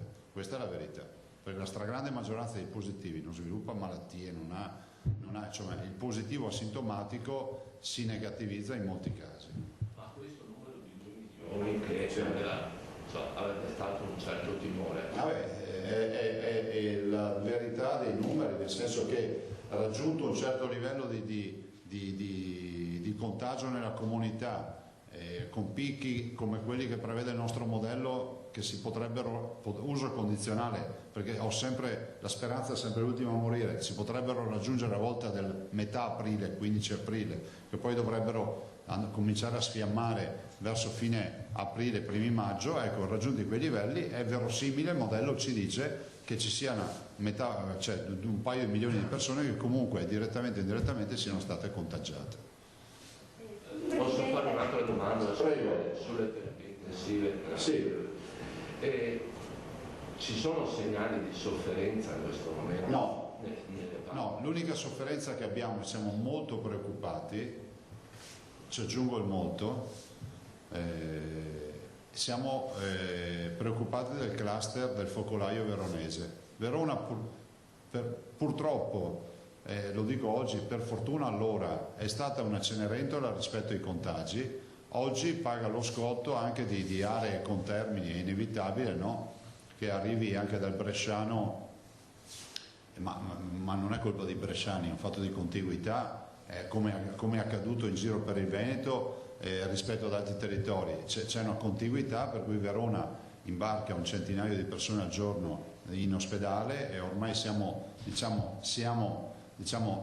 con un focus generale su Verona e abbiamo rinforzato la squadra, è presente sul pezzo anche il dottor Rosi per quanto riguarda l'emergenza-urgenza, stanno allestendo postazioni di terapia intensiva oltre ogni misura, e giorno dopo giorno avremo sempre letti in più, speriamo di allestirli per nulla, però questa è la situazione di Verona. In generale non abbiamo sofferenza ad oggi sulle terapie intensive, può accadere che fra 2 o 3 giorni potremo essere in overbooking, cioè questo virus avete visto come si muove, te ne può sparare, ti può dare un eccesso, 2 eccessi un giorno e poi dartene 13 il giorno successivo, come è accaduto forse oggi con i 13, l'ho visto. Oggi abbiamo più 13 nelle terapie intensive e sono particolarmente veronesi. E con la Lombardia in grande sofferenza in questo momento, alcuni posti letto sono destinati anche a chi arriva da altre regioni? No, guardate, noi abbiamo solo un enclave, abbiamo ospitato 2 pazienti non Covid ancora penso 10 giorni fa, quindi non coronavirus. Dopo abbiamo un enclave naturale che è quello di Peschiera, dove alcuni cittadini lombardi si sono ospedalizzati lì, ma per un fatto umano, cioè non è che uno da vicino Peschiera prende e se ne va a Brescia in ospedale, se ne va sull'ospedale più vicino, cioè. Ecco, quindi c'è anche quell'aspetto, ma noi in questo grado non siamo in grado di ospitare. Rinnovo la mia totale indisponibilità all'attracco di navi. Totale indisponibilità dal punto di vista clinico, si sappia che se arrivano navi con persone che hanno bisogno di cure in Veneto, purtroppo, e voglio scandire bene questo purtroppo, perché noi curiamo tutti a prescindere dalla loro razza, dal colore di pelle, dal credo religioso, dalla loro provenienza, ma purtroppo in questo momento il Veneto, che è universalistico nelle cure, non è in grado di garantire cure a nessuno. che siano cittadini africani, americani, cinesi, di qualsiasi parte del mondo, in questa fase non ce la facciamo. È un disservizio che daremmo a loro, nel senso che se qui arriva una nave con malati Covid, si rischia che quella nave diventi una bomba di contagio dove noi non siamo assolutamente non siamo in grado di occuparsene. Lo si sappia e ditelo chiaramente, e che non venga venduta come la volontà dei veneti di far sempre gli autonomi. È un fatto coerente di clinica e di pianificazione sanitaria. Oggi noi non abbiamo un letto da dare a qualcun altro, punto. In questo senso si rivolgono al Veneto nei vostri punti quotidiani preoccupati perché insomma al sud la situazione potrebbe precipitare? Il tema, guardate, la sfida del sud è la nostra sfida. Io penso che se noi avessimo oggi l'uscita da questa tragedia, da questa emergenza, e il Veneto finisse dicendo ultimo paziente, fine, tutte via le mascherine, non potremmo sicuramente avere il sorriso se sapessimo che ci fosse qualche altra comunità in giro per l'Italia ancora in emergenza. La loro sfida è la nostra sfida. Approfittino del fatto che noi abbiamo almeno 3 settimane di vantaggio su di loro o di svantaggio di esperienza, facciano tesoro, hanno la fortuna di far tesoro delle nostre esperienze rispetto alle necessità di respiratori, di modelli organizzativi e quant'altro, il tema tamponi, e facciano in modo di mettere subito come si può dire, a sistema queste indicazioni che hanno naturalmente in tutte le videoconferenze che facciamo. E creino più posti di terapia intensiva che possono, devono fare questo, più posti di terapia intensiva che possono. Posso chiedere, forse l'ho perso io, ma quanti soldi sono stati donati finora in totale? Ma guarda, io potrei dirti che a Spagna siamo già sopra gli 8 milioni di euro. Dopodiché, guarda, penso siano molti di più. Ormai andiamo verso la decina di milioni di euro e penso che la passeremo. Abbiamo bisogno, considerate che noi abbiamo oggi una cassa su questa partita che arriva a 50 milioni di euro, cioè noi abbiamo comprato quello che in 10 anni non si comprava. Spero che ci sia anche in questo paese, che poi non ci siano, come si può dire, gli strascichi, sempre delle polemiche, delle inchieste, perché guardate, cioè quando tu hai la tua gente che sta morendo non ti poni il problema di fare il calcolo delle mascherine, se le trovi le compri. Adesso stanno arrivando 13 milioni e mezzo di mascherine, già dal 23 marzo arrivano le prime, abbiamo già questa settimana un arrivo, mi hanno annunciato, delle prime FP3 famose, che sono diventate ormai come si può dire, una sorta di bene rifugio. Se tu hai un FP3 può solo aumentare il prezzo e non diminuire, brutto da dire ma è così, perché ci sono dei delinquenti sul mercato che le trattano così. Le prime 300.000 sta settimana, considerate che noi lavoravamo con un magazzino di 2.000, 3.000, 1.500 per tutto il Veneto, e poi l'acquisto si concretizza la prossima settimana con 2 milioni di FP3. Questo vuol dire terapie intensive, vuol dire malattie infettive, vuol dire semi-intensive, vuol dire il fronte proprio del coronavirus per mettere in sicurezza i nostri lavoratori.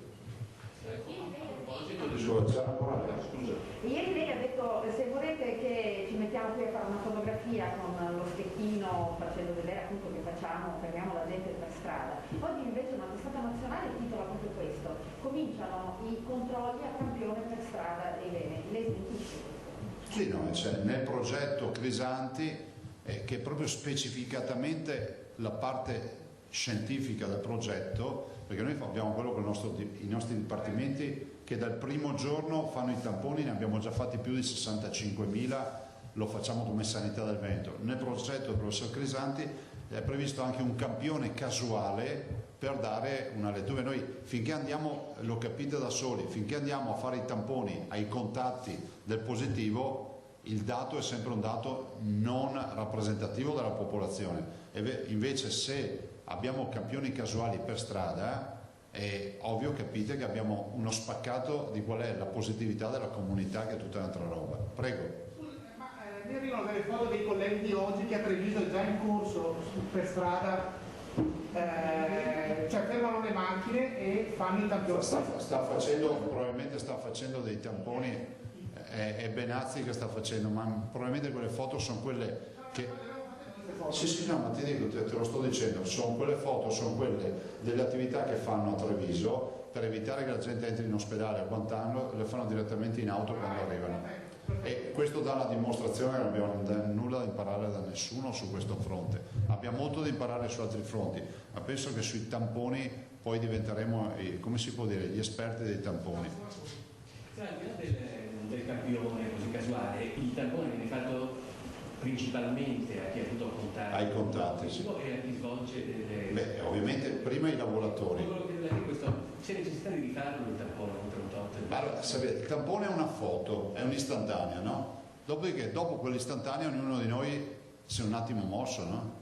E quindi il tampone non ti dà la garanzia di essere immune, però il tampone ci permette di avere una foto, pensate, a livello ospedaliero, capire chi è positivo oppure chi non lo è, perché abbiamo capito che alcuni cluster focolai ospedalieri non si è capito, è come quando ti dico è nato prima l'uovo o la gallina. In alcuni focolai non capiamo se il cluster, il focolaio è partito dal paziente ricoverato, da qualcuno che l'ha portato fuori e quindi ha infettato il paziente ricoverato, e non lo sapremo mai, però con una foto così riusciamo comunque ad avere un'istantanea di qual è lo stato di salute della sanità.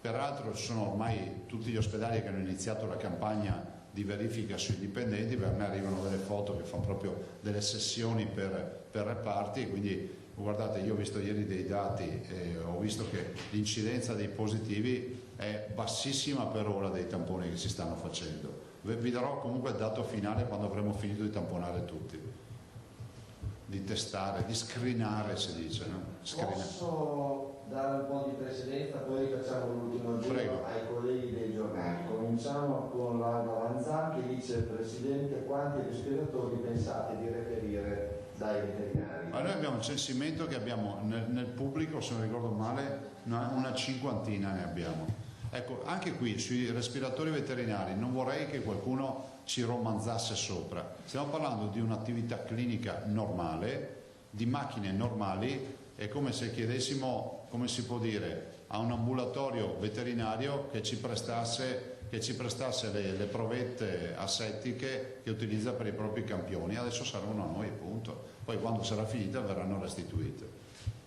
E Nicolussi Moro, Corriere del Veneto: il commissario per l'emergenza Arcuri annuncia che da domani nelle regioni più colpite arriveranno 300 medici. Anche in Veneto li attendete? No, a me risulta che verranno mandati in Lombardia. C'è una task force che è stata costituita con un bando nazionale. Non so neanche peraltro se abbiano aderito alcuni medici veneti, ma immagino di no, oppure in maniera residuale. Sì? Chi ha detto?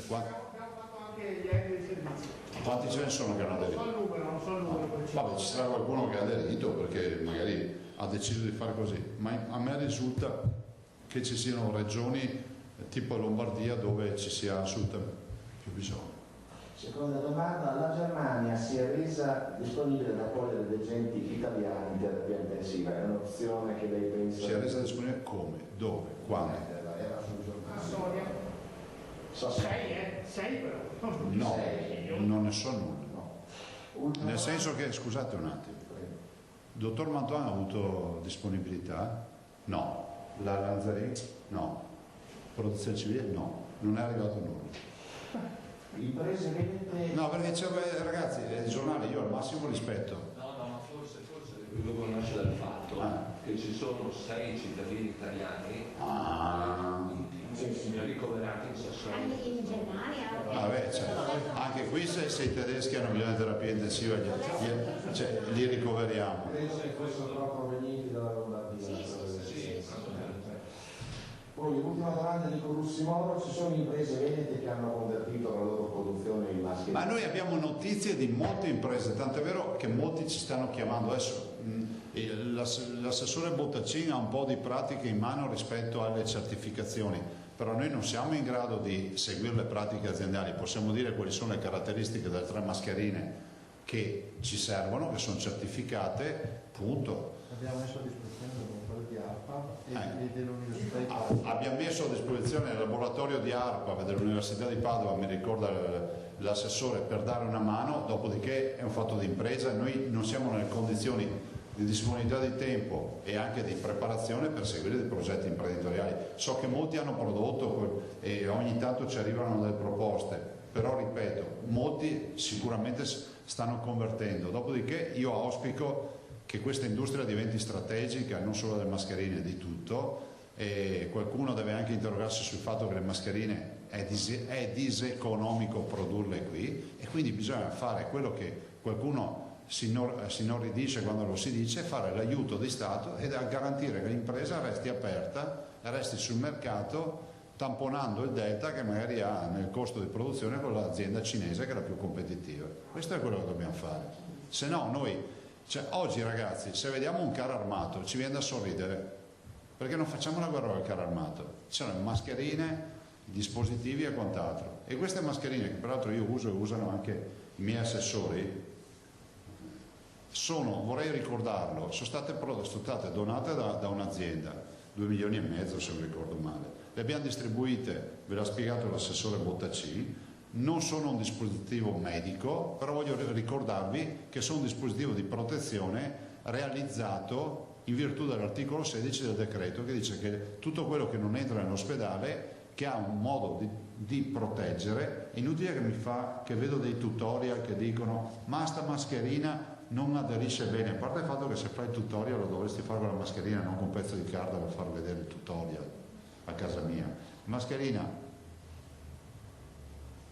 ha un'adesione, non sto qua a difenderla, ma dico che permette, guardate, prima ho incontrato il professor Palù, che vi annuncio che fa parte della squadra, e quindi abbiamo chiuso anche con il professor Palù, si è subito messo, e giustamente ci siamo incontrati con la mascherina, lui se ne è fatto fare una in polipropilene e dice la faccio bollire la sera così ho sempre la stessa, ho 2 mascherine, immagino avrà che cambia, e dice comunque calmi, il virus non vola. Allora se il virus non vola, per me era scontato che non volasse, se il virus non vola, cos'è che vola? Gli sputi, no? E allora che cazzo mi fai la tutorial su una roba che è davanti alla bocca al naso? Adesso non fatemi incazzare.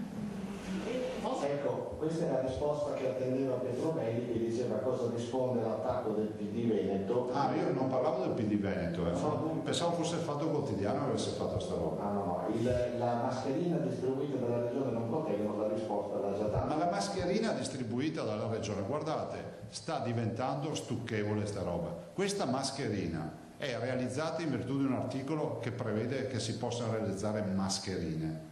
Allora, se in un momento in cui abbiamo 216 morti, c'è qualcuno che vuole star qui a disquisire sulla mascherina, fatelo, io non ho tempo da perdere.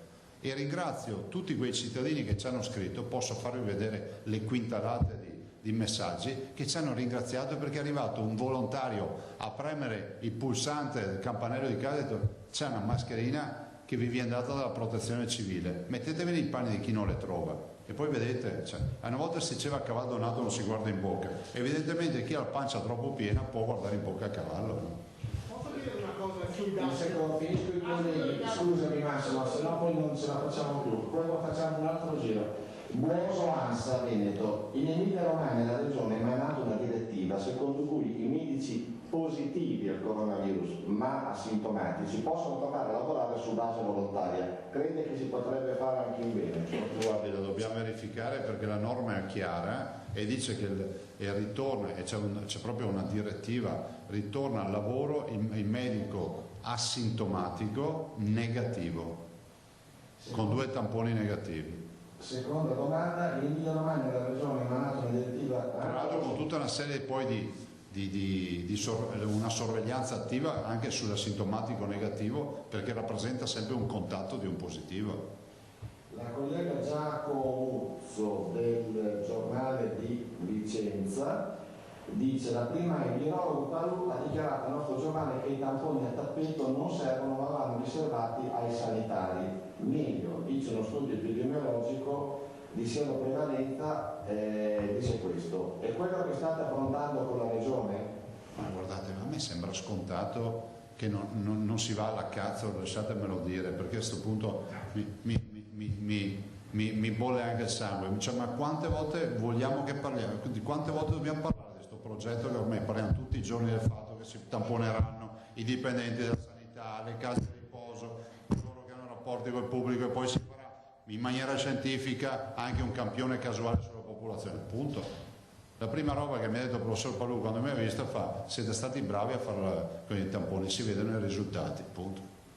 Cioè io inviterei anche i giornalisti, perdonatemi, a fermarvi a un certo punto, perché è come se riuscissimo a fare la traduzione di un pezzo in latino, la versione di un pezzo in latino, a un certo punto la può fare chi conosce il latino e lo conosce bene, non è per tutti. Qui stiamo parlando di sanità ed ogni cosa che si scrive va soppesata per bene, perché può creare allarmismo, falsa informazione o quant'altro. Seconda domanda, il governo sta per varare un altro decreto sulle misure di chiusura, anche per mettere ordine rispetto alle ordinanze regionali. Resterà in vigore secondo lei la norma emanata da lei, cioè la chiusura dei supermercati? Ma scusate, chi è che fa questa domanda? La Giacomuzzo. Ma l'ho detto anche ieri, è stata una domanda che mi è stata fatta anche ieri.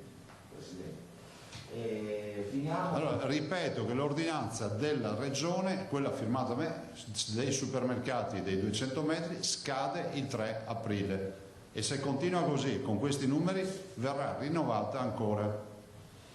Sulle mascherine fai da te di Dalmas, Asca News? Sì, ce ne sono tante attività. L'abbiamo già data. E l'ultima domanda di Dalmas è Doria, che non so chi sia, suggerisce le nazionalizzazioni, immagino delle imprese che lavorano sul può essere una sfida. Allora, se la nazionalizzazione è una venetizzazione di gente che si dà da fare, sì. Io farei pubblico dove il pubblico rende. In alcune parti d'Italia il pubblico non rende e fa disastri. Il tema è che penso ponga questo signore è quello di dire alcune imprese che sono diseconomiche potrebbero diventare imprese pubbliche. Le mascherine fatte in perdita per la comunità, secondo me non può non essere sbagliata, però tra le due io sceglierei sempre l'opzione di sostenere la produzione di un privato che ha una visione molto differente da quella di un pubblico che deve lavorare in perdita. Ecco, più o meno un progetto per essere autosufficienti nel momento in cui un'emergenza simile dovesse malauguratamente o ripetersi o comunque avvicinarsi a questi livelli, cioè riuscire a fare in modo che il sistema... Noi stiamo lavorando per un progetto come questo, mi fermo qui. L'ultima domanda, ci sono numeri sui tamponi, ci sono numeri sui tamponi fatti, risultati positivi nelle case di riposo, ospiti, parenti, personale? Ma abbiamo dopo l'assessore Lanzarin vi darà aggiornamento, noi abbiamo un dato generale che è quello di oltre 65.000, saranno 70.000 anche tamponi oggi. Continuiamo, considerate che stiamo facendo tamponi, ma mancano i tamponi e mancano anche i reagenti adesso, cioè siamo tornati ad accendere il fuoco con la pietra. Questa è la condizione del mondo, perché tu ti fai fenomeni, ma noi ci ritroviamo i problemi da risolvere. Posso chiedere se l'aumento, se avete contezza, cioè se si può correlare l'aumento di queste ultime ore sui numeri dei positivi ad un aumento del tamponamento, oppure non è ancora... Non si C'è uno stock di tamponi che avevamo fermi, che sono stati validati, ne avevamo qualche migliaio anche su Padova, perché comunque la capacità di elaborazione, abbiamo fatto tanti tamponi fuori, ma poi devono arrivare in laboratorio ed avere una lettura, quindi adesso vi ha detto il professor Crisanti, stiamo comprando, a parte le 11 macchine che sono arrivate da ieri per le microbiologie del Veneto, ma stiamo comprando una macchina importante, non possiamo dire da dove viene perché sennò ce la sequestrano, è una macchina che costa quasi 400.000 euro e questo dovrebbe avere una capacità produttiva di 7.000 tamponi al giorno. E questo capite che cambia un po' la vita a tutto il progetto. Io scusatemi, ho la fissa un pochino della sperimentazione, riprovo la domanda, mi commenta un pochino la decisione positiva ieri dell'AIFA? Sì, assolutamente una bella decisione di AIFA, mi spiace che ci sia qualche scienziato che va a dire in giro, vedo sto venticello che sembra quasi, no? Che sia una biscarata, perché c'è il video, poi Zaia dice bisogna provarlo sto Avigan e allora pur che non rompa le palle Zaia diamo l'autorizzazione o hanno dato l'autorizzazione. Guardate, se ci sono evidenze scientifiche che non funziona, gli scienziati le mettono sopra il tavolo e la finiamo lì, no? Mi sembra logico. Noi che ragioniamo, la gente normale ragiona così. Se non hai evidenze scientifiche che non funziona e non ce l'hai neanche per dire che funziona, di mezzo c'è la sperimentazione. Allora, se c'è anche un pertugio e una minima possibilità di avere un minimo di speranza che un farmaco possa servire, senza illudere i cittadini, perché non è scritto da nessuna parte che funziona, si fa la sperimentazione e si vede, punto. Però sentire scienziati che dicono, bah sì, lo hanno fatto perché... Questi che parlano dovrebbero dire, portarci evidenze scientifiche del fatto che non funziona e la chiudiamo lì. Anzi, noi investiamo meno risorse, meno soldi, evitiamo una sperimentazione che facciamo volentieri, ne stiamo già facendo 6 in Veneto, e vediamo che ci portino queste evidenze scientifiche. Ma non è una sfida, lo dico, fateci risparmiare soldi a questo punto, se sapete tutto su sto Avigan, no? Sono sperimentazioni in laboratorio o direttamente su... No, cioè, le sperimentazioni seguiranno un protocollo AIFA e si faranno sui pazienti. Presidente, ancora una cosa sulle terapie intensive. Poi vi lascio gli assessori. Sì, infatti abbiamo delle domande anche per l'assessore. Una cosa sulle terapie intensive e una cosa sul professor Palù. Sì. E ci dicevi che a fronte dei 200 respiratori richiesti al Ministero, all'oggi ne sono arrivati una cinquantina. Sì, 46 mi sembra, del genere. Questo purtroppo fa scendere il numero dei posti letto attivi siamo insomma... Noi abbiamo 825 postazioni pronte, non tutte ancora con respiratore, vabbè adesso arriva sto camion di 50, però noi abbiamo bisogno dei 200 respiratori. Perché vogliamo farne di più. Perché effettivamente anche se sembra che la curva ci sia un lieve decremento, il numero dei ricoveri in terapia intensiva è alto. Ma guardate che io vi ho sempre detto che questa non è una passeggiata, non ho mai usato toni trionfalistici, vi ho sempre detto evitate confronti con altre regioni, vi dico che la partita è seria e quando hai la bellezza di 216 morti penso che ci sia da fare qualche ragionamento. Queste sono tutte persone che sarebbero morte in altri tempi, in altri contesti e per altre patologie. Cioè mi sembra che con le rianimazioni c'è ancora un margine, però il margine è... Il margine giorno dopo giorno si restringe. Se mi arrivano i respiratori che avevamo promesso, lo ampio ancora di più. Stiamo anche testando una modalità di usare un respiratore per 2 pazienti, perché c'è un device che stiamo testando, però ragazzi siamo in emergenza, siamo in guerra e bisogna combatterla fino alla fine. I bilanci facciamoli alla fine.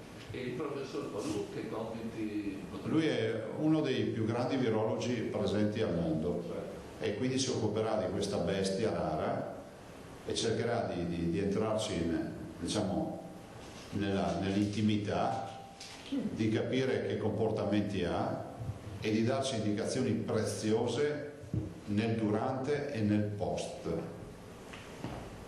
Quindi sequenziando il virus, isolando il virus e cercando di capire come questo virus, che è un essere vivente, che ragiona, che cerca di sopravvivere, colonizzando il corpo umano, in questo caso, ha sicuramente dei comportamenti che dobbiamo conoscere per utilizzarli per bloccarlo. No? Il professor Palù vi ricordo che ha dei brevetti per dei vaccini, insomma è un virologo, è già al lavoro. Lui peraltro è professore emerito, quindi ne ho parlato anche col correttore, e in più lavorerà anche ovviamente sostenuto dalla regione. Grazie, vi lascio l'assessore Lanzarini, se l'assessore Bottacin dopo vuol darvi un aggiornamento sulle mascherine. Ieri abbiamo dato l'aggiornamento? Datelo. Grazie. Prego.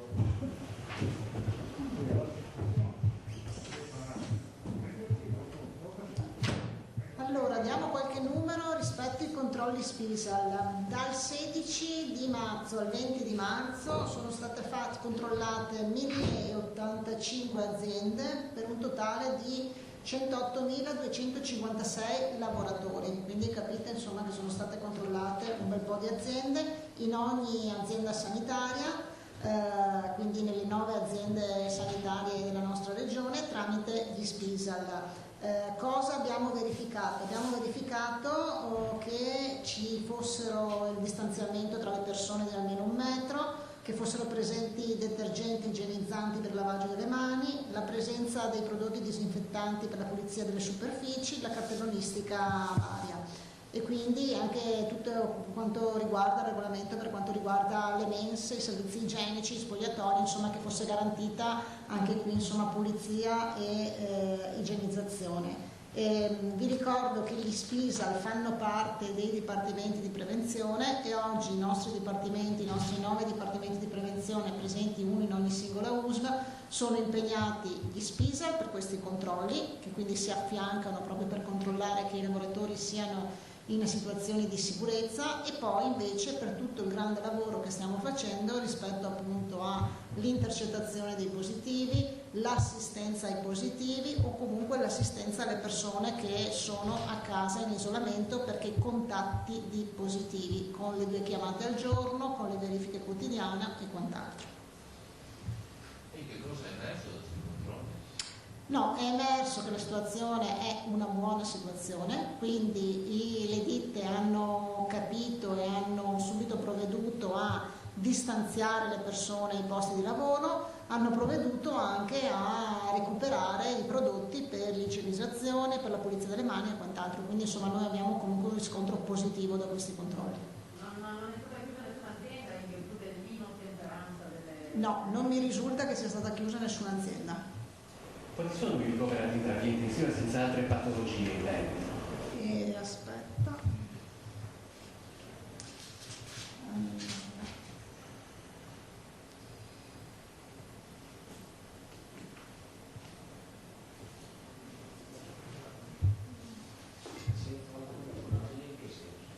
Non chiedo solamente... Non Covid o no Covid? Allora, il no Covid oggi sono 158.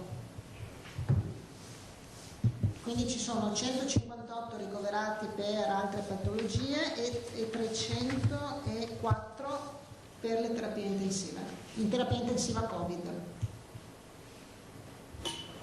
Quindi degli 814 posti in terapia intensiva... Occupati sono 304 più 158. Ah, quindi... 462.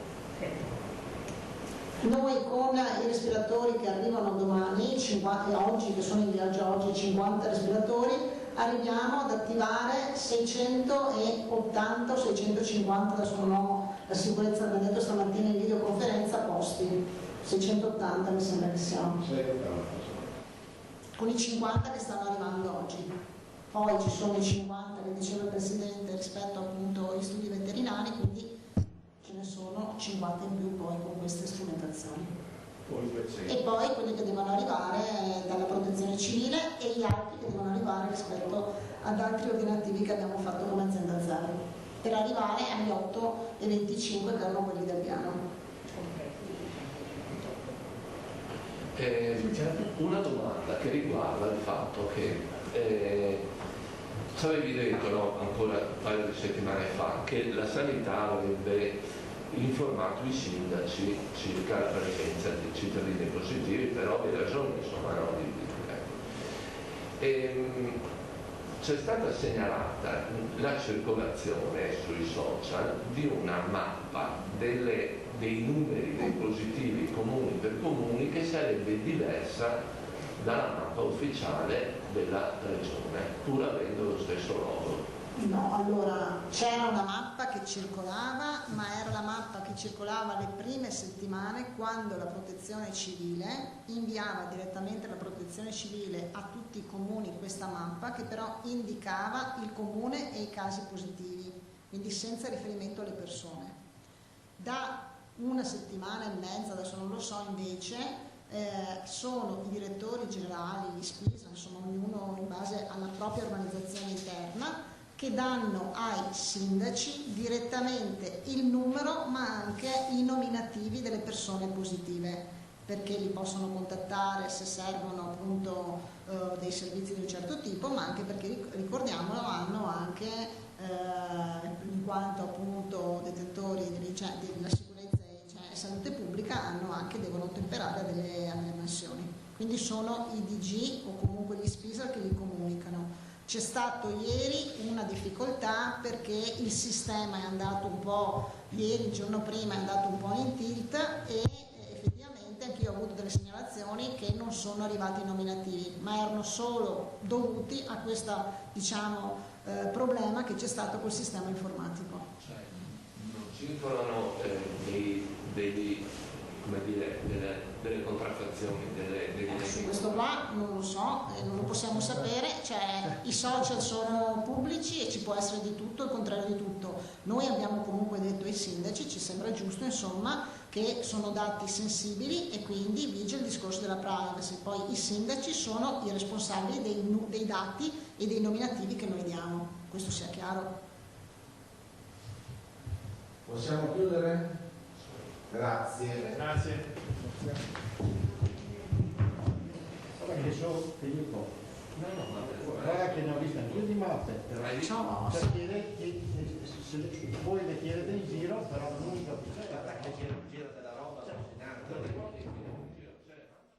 Vediamo se ci sono altri interventi, ma non credo. Dell'assessore Bottacin no. Allora fra poco ci collegheremo anche con Filippo Fois, sempre a Marghera, così facciamo il punto della situazione, insomma, il sunto di quanto ho detto, tantissime le cose che sono state dette, quindi fra poco facciamo il sunto. Un aggiornamento che viene dalla pagina Facebook del direttore del Dipartimento Nazionale della Protezione Civile Guido Bertolaso, che ha annunciato sono positivo al Covid-19, eccolo qui, Guido Bertolaso, sono positivo al Covid-19, quando ho accettato questo incarico sapevo quali fossero i rischi a cui andavo incontro, scrive Bertolaso, ma non potevo non rispondere alla chiamata per il mio paese, ho qualche linea di febbre, nessun altro sintomo al momento, sia io che i miei collaboratori più stretti, eccolo qui, lo stiamo facendo vedere, siamo in isolamento, rispetteremo il periodo di quarantena, continuerò a seguire i lavori dell'ospedale Fiera e coordinerò i lavori nelle Marche, vincerò anche questa battaglia, così Guido Bertolaso, il direttore del Dipartimento di Protezione Civile Nazionale, che ha annunciato la sua positività al Covid-19. Allora, fra poco con Filippo Fois, un aggiornamento importante da Merlara, dove la situazione della casa di riposo è davvero drammatica. Allora, abbiamo raggiunto poco fa al telefono il sindaco Claudia Corradin, sentiamo cosa ci ha detto. Per quanto riguarda la situazione della casa di riposo, rispetto a ieri, fortunatamente siamo rimasti, diciamo, 12 sono le persone decedute, 57 sono in struttura e 5 sono ancora all'ospedale. Questa è la situazione degli ospiti, ma la situazione più grave permane sempre quella degli operatori. Non troviamo operatori che diano il turno a quelli che ormai dal 7 del mese di marzo continuano a garantire i turni ai nostri ospiti, perché questo è un dovere, bisogna farlo, gli ospiti ci possono abbandonare. Sono costretti a turni massacranti perché sono molto pochi. E sono in isolamento anche loro all'interno della casa di riposo? Sì? No. C'è una rotazione comunque? Operano soltanto gli operatori sani, perché quei 25 che sono contagiati sono a casa. Certo. E quindi solo quelli sono in servizio. Ecco, certo. E gli ospiti sono tutti contagiati, per cui devono avere tutte le precauzioni possibili. Fortunatamente abbiamo recuperato i dispositivi che mettono in sicurezza gli operatori, ma non abbiamo ritrovato operatori perché nessuno vuole venire in strutture così problematiche. Quindi l'emergenza, cioè l'emergenza di dispositivi adesso è un po' rientrata questa? Ecco, sì, momentaneamente l'emergenza dei dispositivi è rientrata, cioè l'emergenza del personale, perché quelli che sono in servizio non ce la fanno più. Ecco, già ieri, come ho detto, ho contattato il prefetto per vedere se era possibile recuperare personale qualificato dall'esercito. Sappiamo che l'esercito ha degli infermieri, operatori, e adesso anche oggi mi ha detto che ha buone speranze e probabilmente mi darà una risposta, speriamo positiva. Questo sarebbe importante. Poi c'è però leggevo il grande dramma degli ospiti che non riescono a contattare le famiglie, leggevo addirittura insomma di una persona che poi è mancata, che non riusciva a parlare con i suoi familiari. No, completamente ieri una persona prima di lasciarci è riuscita a parlare con il figlio che l'ha salutata e lei le ha fatto un ultimo ciao. Questa è stata una bella cosa, vuol dire che non è morta in solitudine. Ecco, quelli che sono ancora capaci di parlare, sono lucidi, gli operatori riescono a metterli con le videochiamate a contatto con i familiari.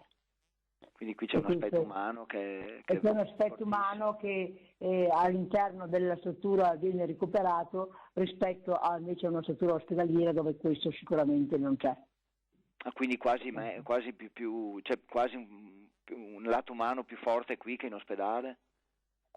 Sotto certi punti di vista sicuramente sì. All'ospedale ci sono le persone che hanno possibilità di cavarsela, che hanno bisogno di essere intubati o di avere l'ossigeno eccetera. Qui invece quelli che i medici ritengono che ormai non hanno più tante possibilità. Altri si spera che sopravvivano, ma altri restano qui proprio per quel motivo lì. Capito. Ecco. Ma quindi come hanno fatto a parlare con la famiglia? In videochiamata, perché erano ancora lucidi, hanno fatto la videochiamata e così i familiari da casa li ha salutati e loro hanno salutato i loro familiari. Uno strazio, però non c'è in questo momento. È uno strazio, ma piuttosto di morire in solitudine totale, almeno l'ultimo conforto di un volto amico. Certo. E lei li conosce tutti ovviamente questi ospiti? Beh, non tutti, perché non tutti sono di Merlara, se ci sono dei paesi limitrofi sì, ma c'è anche gli altri paesi e quindi i paesi lontani, insomma, perché lei sa come funziona l'IPAB, perché il nostro istituto non è un pensionato privato, è un IPAB, quindi riconosciuto dalla regione, che ha sostegno della regione, ai dipendenti che sono dipendenti, considerati dipendenti pubblici come un dipendente comunale, quindi è una struttura diversa da una struttura privata.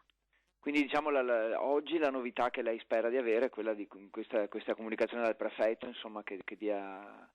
Che porti dei rinforzi, tra virgolette. Una buona soluzione per dare sollievo agli operatori. Avete sentito dunque le parole del sindaco di Merlara, al telefono il nostro Federico Fusetti. C'è anche questo aspetto davvero straziante dell'ospite che ha salutato i familiari, un ultimo saluto in videochiamata prima della fine. Purtroppo ci sono anche questi risvolti drammatici e la speranza di avere anche appunto nuovi aiuti dalla prefettura, nelle parole del sindaco di un paese dove appunto si contano 12 decessi in quella casa di riposo. Allora, adesso vediamo un contributo del nostro Lucio Zanato che questa mattina appunto è andato verso la zona appunto della distribuzione delle mascherine. Abbiamo visto le mascherine Made in Veneto di Grafica Veneta, abbiamo visto questa mattina le immagini dei punti di consegna delle mascherine nei gazebo in centro. Allora Lucio ci dice con le parole anche della Protezione Civile come verrà organizzato fra poco, insomma dalle 2 in poi anche nei quartieri. Sentite. Buongiorno ai nostri telespettatori, non mi vedete perché sono dietro alla telecamera per tenere la distanza droplet, sono con il responsabile della Protezione Civile di Treviso, Riccardo Mastro Nicola. Responsabile, come sta andando, come è andata la giornata di oggi nella distribuzione delle mascherine in centro storico? Per il momento sta andando tutto bene, l'affluenza è tranquilla, la popolazione sta capendo, sta mantenendo la distanza che deve mantenere e stiamo in 4 punti in centro distribuendo le prime mascherine alla popolazione del centro storico, residente nel centro storico. Questa distribuzione continuerà anche domani mattina? Continuerà anche domani mattina, sempre nel centro storico con le stesse modalità. Cioè da che orario? Dalle 9 alle 12 nel centro storico. Mentre il pomeriggio, oggi pomeriggio? Oggi pomeriggio e domani pomeriggio con sempre le stesse modalità di orario, perciò dalle 14 alle 20 saremo in 11 posti nei quartieri di Treviso. Possiamo ricordare questi posti? Sì, certo che sì. Allora saranno Mercato Ortofrutticolo, Stadio Monigo, San Pelaio, Sant'Artemio, Piscine Selvana, Prato Fiera, Sant'Antonino, Cimitero di San Lazzaro, Scuola Mantegna, La Dogana e San Bartolomeo. Ecco, le informazioni ai cittadini si devono presentare in auto? Allora, assolutamente consigliato presentarsi in auto. Chi fosse impossibilitato può anche tranquillamente cercare il più vicino possibile venire anche a piedi, però lo sconsigliamo gentilmente più che altro per sicurezza per il coronavirus, e si devono attenere agli orari, come dicevo prima, dalle 14 alle 20 con queste modalità. Chi ha in ordine alfabetico, perciò dalla A alla G dalle 14 alle 16, dalla H alla P dalle 16 alle 18 e dalla Q alla Z dalle 18 alle 20. Una premessa: se per caso qualcuno si chiamasse Antonio di cognome e non può nel suo orario, può tranquillamente venire, perché magari lavora, è un fortunato che ancora lavora, in questo momento può tranquillamente venire quando ha finito l'orario di lavoro. La distribuzione continua anche domani, lo ricordiamo? Assolutamente sì, sia nel centro storico che nei quartieri. Invece per quelli a cui state portando le mascherine, che arrivano molte telefonate anche a noi, cosa dobbiamo dire? Allora, prima di tutto vorrei tranquilli tutti, stiamo gestendo migliaia di chiamate, abbiamo i centralini intasati, questo lo sapevamo, ci mancherebbe altro, siamo sul pezzo. Il problema è che tante persone anziane stanno chiamando e li stiamo gestendo. Oggi abbiamo fuori squadre di 2 uomini, come è giusto che sia, e stiamo portando casa a casa a tutte le persone anziane. Pazienza, mi raccomando, pazienza, e saranno tutte servite. Chi non arriva oggi arriverà domani? Domani, nei prossimi giorni, ma anche perché dobbiamo tener conto della scorta che abbiamo, perché la Regione Veneto di giorno in giorno ci assegna, diciamo, delle mascherine e noi dobbiamo risuddividerle. Quindi il segnale per chi non va a ritirarle perché non ha possibilità di ritirarle è di intanto mettersi in contatto con voi o al limite con noi, che poi noi vi passiamo i nomi, e successivamente attendere serenamente che voi arrivate. Se non è oggi sarà domani. Assolutamente sì. Con questo è tutto, restituisco la linea allo studio. Grazie, allora, grazie Lucio Zanato, avete sentito bene, poi ripeteremo nuovamente la distribuzione, vi faremo vedere anche come è andata oggi. C'è un flash d'agenzia, adesso vado anche da Filippo. C'è l'accordo del Comitato Olimpico, i giochi olimpici di Tokyo sono spostati al 2021, è ufficiale, anche le Olimpiadi dunque che slittano all'anno prossimo, i giochi olimpici di Tokyo. Allora, a Marghera da Filippo Fois, tanti gli elementi di questa mattinata all'unità di crisi, facciamo un sunto? Sì, parecchi, e d'altro canto adesso anche questa notizia che ha appena dato di Tokyo non può stupire, visto che il presidente Zai ha ribadito che presumibilmente il picco si raggiungerà il 15 di aprile, per cui a metà del mese prossimo, per cui la strada davanti a noi è ancora molto lunga, e il punto di stampa di oggi di Zai ha esordito con quelli che è la fotografia attuale della situazione in regione. Ci sono 5.948 positivi, per cui ci stiamo avvicinando ai 6.000 e 16.200 persone circa in isolamento, e 304 sono le persone che in questo momento si trovano in terapia intensiva, pari, ha detto Zai, a circa 2 ospedali di provincia. I ricoverati, che stanno salendo a una media di 100 al giorno, sono 1.622. Questo cosa significa? Significa che se circa 2 settimane fa la Regione non si fosse impegnata per esempio a eliminare tutta l'attività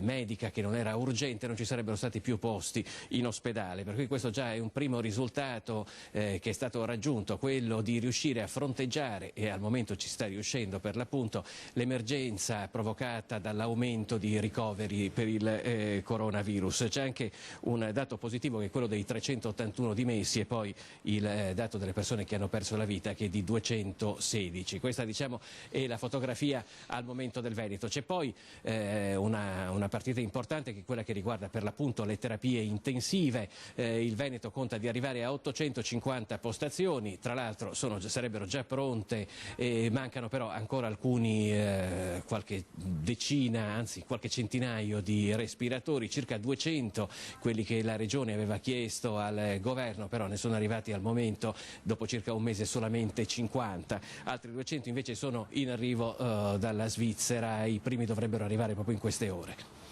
E poi c'è appunto, proprio sul fronte dei respiratori, la necessità di requisire allora i respiratori dei veterinari, una cinquantina, no?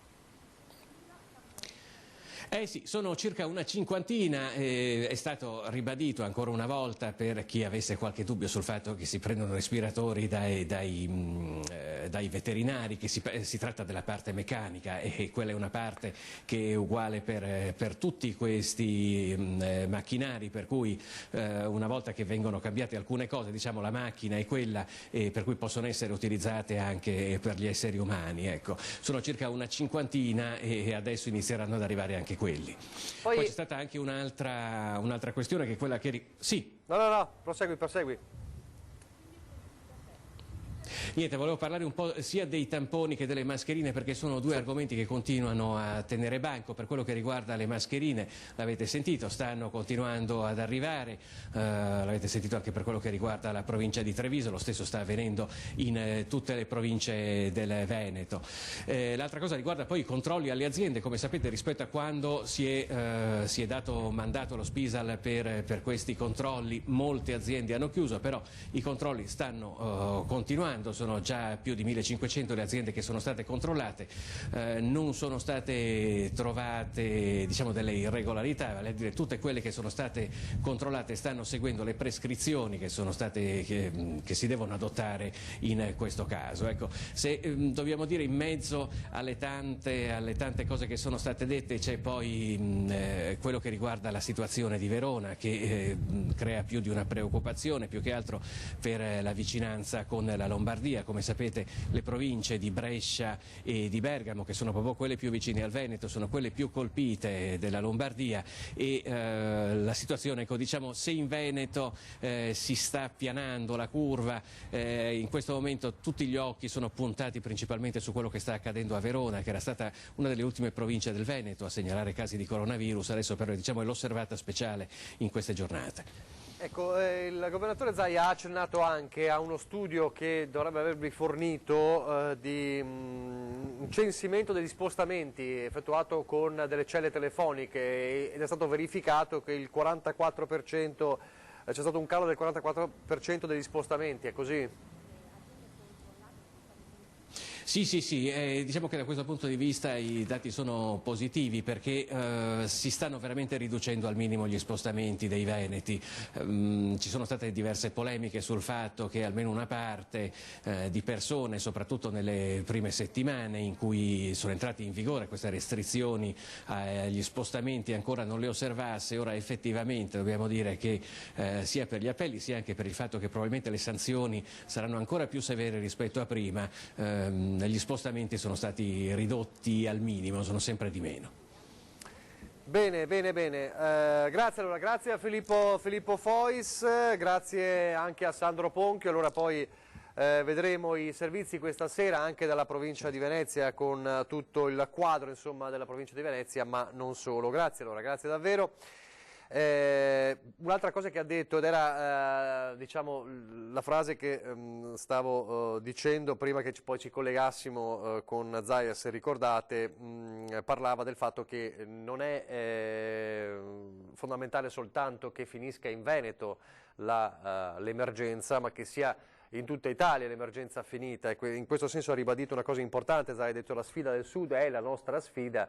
Se è vero che il modello matematico pronunciato qualche giorno fa, i modelli scientifici parlano di una emergenza, forse fuori dall'emergenza, forse a giugno, all'ultimo malato non c'è da brindare quando ci sarà l'ultimo malato, perché, dice Zaia, se nelle altre regioni la situazione si aggrava, dall'emergenza non siamo fuori. E quindi l'appello che ha fatto anche ai governatori del Sud e agli amministratori del Sud è quello di fare tesoro dell'esperienza del Veneto, esperienza diciamo per la sfortuna di aver avuto per primi l'emergenza e quindi seguire questo esempio per poter arginare, poterlo combattere ancora prima, combattere il contagio, perché appunto se ne esce davvero tutti insieme da questa emergenza.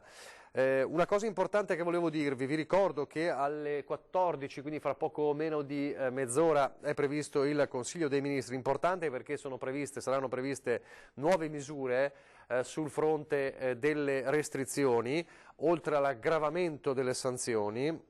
Si parla appunto della bozza di queste misure per contenere e contrastare i rischi sanitari da coronavirus su specifiche parti del territorio o, se serve, su tutto il territorio nazionale, possono essere adottate misure anticontagio per periodi predeterminati, ciascuno di durata non superiore a 30 giorni, reiterabili e modificabili anche più volte fino al 31 luglio e con possibilità di modularne l'applicazione in aumento o in diminuzione secondo l'andamento dell'epidemia. Lo prevede una norma contenuta nella bozza del decreto ancora in fase di definizione, che sarà oggi sul tavolo del Consiglio dei Ministri, che fissa il quadro normativo entro cui il Governo si muove. In particolare questa norma, contenuta nel decreto ancora suscettibile di modifiche, potrebbe essere cambiata. Fonti di Palazzo Chigi, interpellate al riguardo, fanno presente, scrive l'ANSA, che quella in circolazione è una bozza e che pertanto questa norma, così come le altre,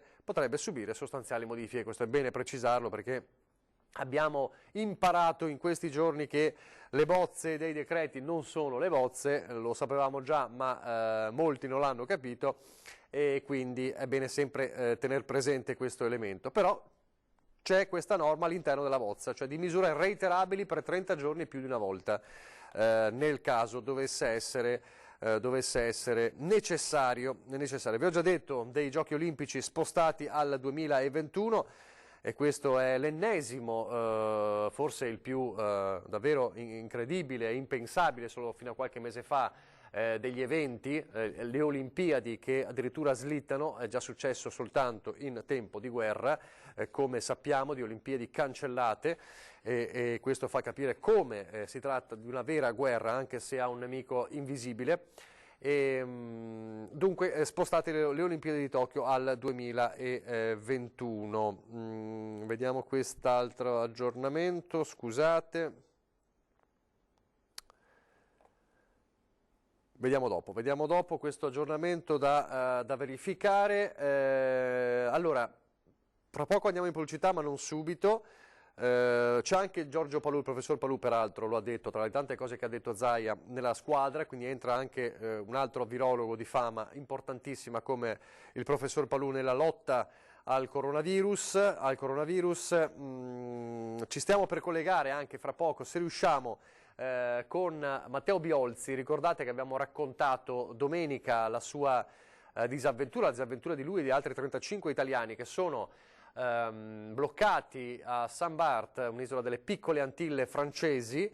Maître e poi altri dipendenti di un albergo bloccati, che appunto non sanno come rientrare perché appunto ci sono le disposizioni del governo francese, essendo un'isola retta insomma dal governo francese, e non avendo un ospedale a disposizione si sono dovuti spostare poco vicino dove c'è un ospedale. Ci sono 3 casi positivi in quella zona, insomma non sapevano come tornare, non sanno come tornare, ma forse qualcosa si sta muovendo. Ha lanciato un appello anche domenica su Skype e quindi forse qualcosa si muove, si sta muovendo, quindi una cosa importante, una buona notizia che potremo darvi in diretta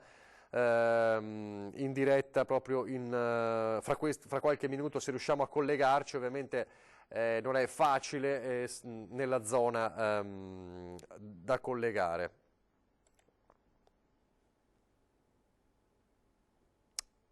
Via, aggiorno un attimo.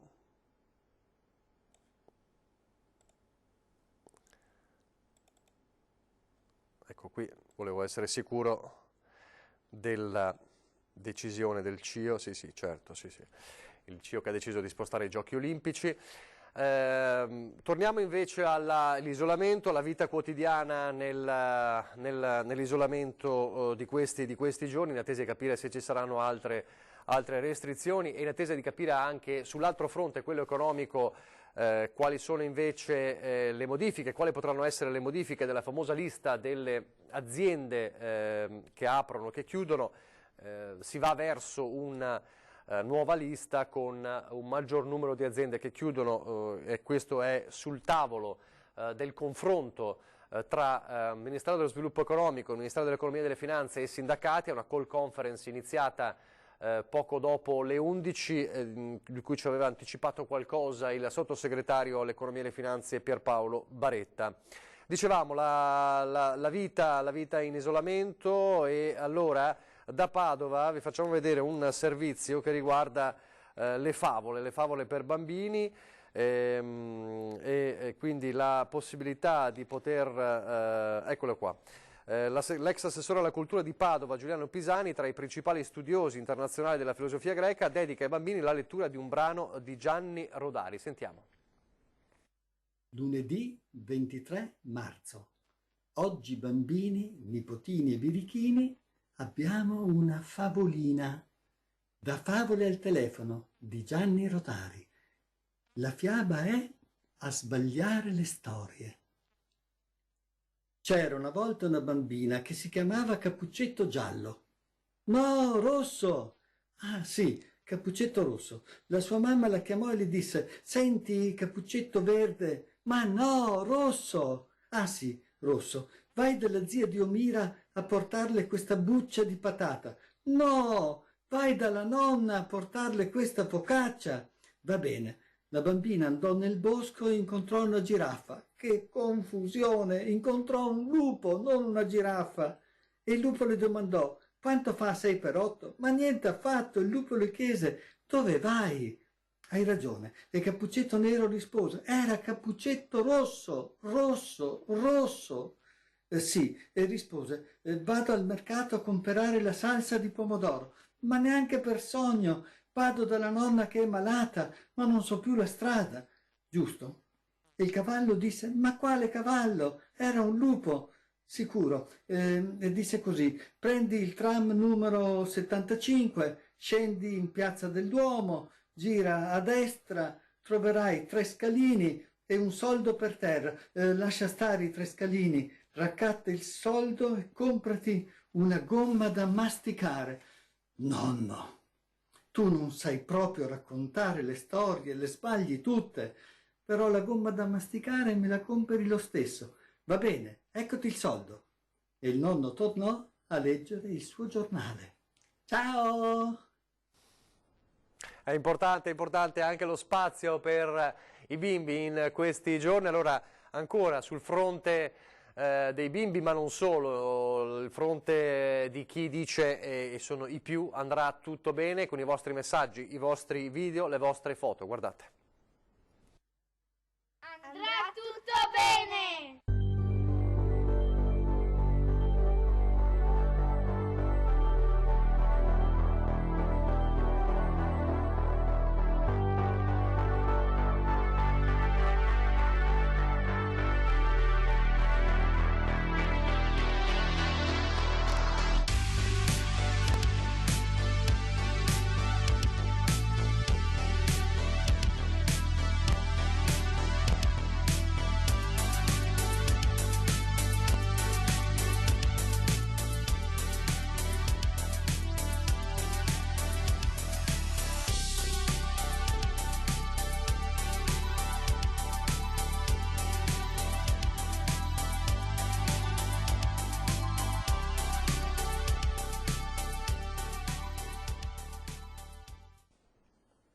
Sempre importante ribadirlo che andrà davvero tutto bene. Allora facciamo così, pochissimi istanti di pubblicità e poi torniamo in diretta.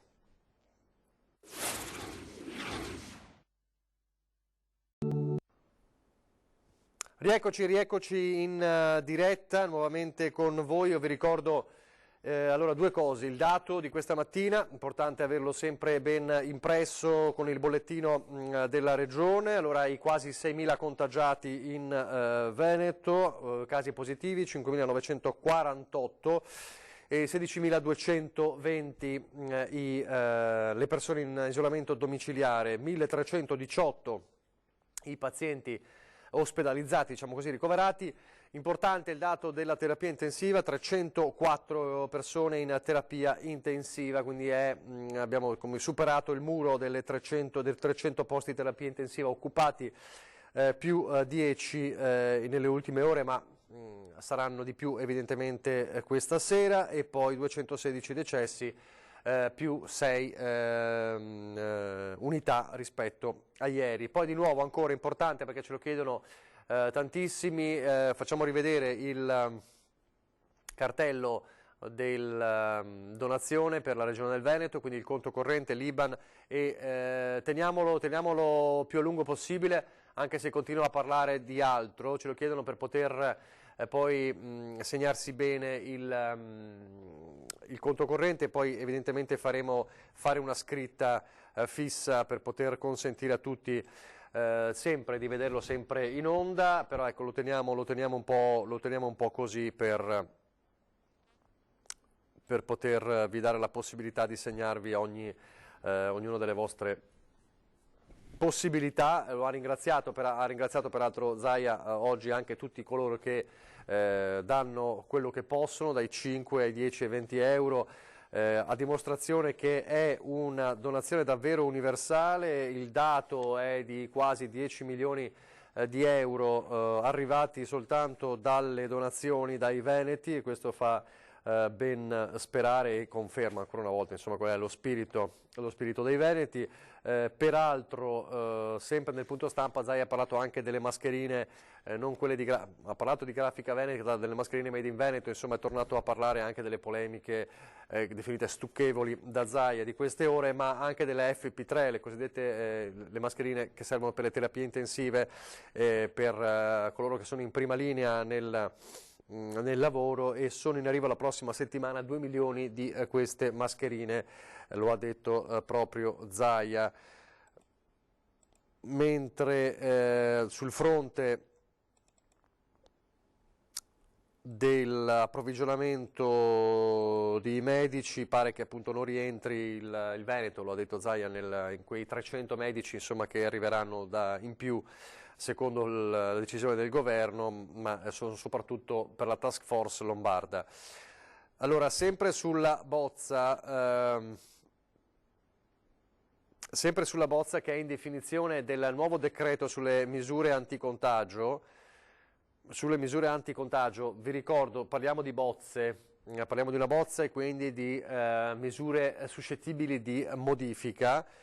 Inizia fra pochi minuti il Consiglio dei Ministri, che dovrà discutere di questo e delle sanzioni da aggravare, oltre 2.000 euro di multa, confisca dei mezzi. Dovrà essere tutto vagliato dal Consiglio dei Ministri, e poi si saprà se verrà poi firmato e pubblicato oggi stesso. Allora, sarebbero 28, sono sempre indiscrezioni, sarebbero 28 gli ambiti entro i quali potranno essere stabilite restrizioni per combattere l'epidemia del coronavirus, che andranno attuate comunque secondo criteri di adeguatezza specifica e principi di proporzionalità al rischio effettivamente presente su specifiche parti, ovvero sull'intero territorio nazionale. Ecco, grazie ragazzi, così è ringrazio Tony Esposito e anche Andrea Basso, così la gente può continuare a segnarsi il numero. Allora, dicevamo, la bozza del nuovo decreto in fase di messa a punto, che riordina appunto le misure messe in campo finora. Tra le voci compaiono la possibilità di chiudere negozi, bar, ristoranti, le attività produttive, gli uffici della pubblica amministrazione, mandando i lavoratori in smart working. Insomma, è una ridefinizione normativa. Ci sono poi le limitazioni ai movimenti, sia dall'abitazione per chi è in quarantena, sia dai comuni di residenza, o anche, come fatto di recente da alcuni governatori e nel weekend dal governo, dai territori regionali o comunali. Si possono chiudere strade e parchi, oltre che scuole, teatri, cinema, musei, palestre e parchi. Sostanzialmente si sta dando una uniformità totale, un DPCM che inglobi nuovamente tutta la normativa crediamo sulle restrizioni, perché siamo a ridosso del limite temporale del DPCM. Cosa sta facendo adesso il governo? Sta ridefinendo il DPCM, perché il decreto era valido fino aveva la validità fino al 25 di marzo e quindi è necessario prorogare e dare un nuovo DPCM, quindi che ricomprenda nuovamente scuole, teatri, cinema, chiese, palestre, parchi, tutto quanto verrà ripubblicato con delle variazioni, evidentemente con delle nuove misure e con delle nuove sanzioni. Insomma, deve essere aggiornato, ecco, questo vogliamo dire. La questione delle scuole, insomma, aveva già una data più avanti, quella del 3 aprile, ma è probabile che venga nuovamente prorogata. Vedremo se c'è anche questa proroga. Stiamo aspettando, ovviamente stiamo aspettando di capire cosa accadrà. Comunque sarebbero 28 gli ambiti di misura anticontagio previsti dal nuovo decreto. A proposito di questo, a proposito di violazioni, mi girano, grazie a Francesca Bozzi, in redazione Francesca Bozzi, Cristina Arboit, Daniela Sizia. Denunce dei carabinieri in provincia di Venezia per violazione al DPCM Covid-19, vende mascherine abusivamente, sanzionato un titolare di ortofrutta, pazzesco, incredibile. Allora, ne parliamo fra pochissimo, perché forse riusciamo a collegarci con Matteo Biolzi, Vediamo se riusciamo a collegarci, adesso dovremmo averlo. Eccolo, lo vedo, eccoci qua. Adesso non lo sento ancora, ma dovremmo sentirlo fra poco. Eccoci. Sentite? Eccomi qua. Matteo Biolzi, lo ricordiamo per chi non lo conoscesse, ma immagino che tutti l'abbiano riconosciuto perché ci siamo parlati 2 giorni fa. Ci ha raccontato della vostra disavventura, del vostro dramma, insomma, di essere all'interno, confinati, insomma, in un'isola delle piccole Antille, San Bart, dove stavate lavorando in un albergo, lei fa il maître, e eravate bloccati senza la possibilità di tornare a casa. Cosa è successo nelle ultime ore? Nelle ultime ore si è sbloccata la situazione anche grazie al governo dell'isola. Siamo riusciti a trovare ci hanno contattato da Air France, che hanno avuto un volo con più di 20 cancellazioni, e quindi ci hanno dato la disponibilità a poter partire oggi stesso in giornata. Oggi stesso quindi potrete partire, molto bene. Già oggi, e tra domani e dopodomani ognuno di noi riuscirà a rientrare a casa. Ricordiamo quanti siete? Adesso totale che dobbiamo partire siamo una trentina, e oggi riusciamo a dar via una ventina, e gli altri nei prossimi giorni riusciranno a trovare i voli di rientro. Cosa si è sbloccato dunque? No, guardi, penso che grazie a voi, grazie a tutti, penso che la gente sia un po' più sensibilizzata, la Farnesina sia interessata e tutto, e niente, abbiamo trovato questo gruppo che ha cancellato, fortuna nostra, e siamo riusciti a partire. Ricordiamo a chi non sapeva, chi non sa la vostra vicenda, cosa era successo. Ci siamo trovati con la crisi del Covid-19 e le ordinanze del governo Macron a dover sospendere la stagione e chiudere l'albergo per evitare eventuali contagi. Non arrivavano più turisti né niente, quindi ci siamo trovati a dover finire con 6 mesi d'anticipo la stagione e rimanere su un'isola senza un ospedale di fatto, e avere problemi visto che stavano sospendendo tutti i voli, avere impossibilitati a tornare in Italia. Per questo abbiamo iniziato a muoverci nella maniera più che ci avrebbe facilitato il rientro. Quindi oggi voi partite, ricordiamo che voi siete 7 ore indietro. Quante ore siete indietro rispetto a noi? 5 ore, noi partiremo alle 6 ore locale, quindi alle 11 ora italiana, e domani in mattinata saremo a Parigi e in serata arriviamo a Roma. Quindi fine di un incubo? Sì, si può dire sì, almeno torniamo a casa tutti, almeno riabbracciamo le nostre famiglie, anche se sto periodo abbracciare è meglio non abbracciare, è meglio certo, di no. certo, però vedere il sorriso sul suo volto è sicuramente una cosa diversa rispetto No, ci siamo più distesi, più tranquilli tutti quanti. Benissimo, allora le famiglie potranno insomma rivedere i loro cari fra poco. Allora la lascio perché so che è davvero preso perché state organizzando di corsa. Ecco, allora grazie, insomma, grazie Matteo Biolzi.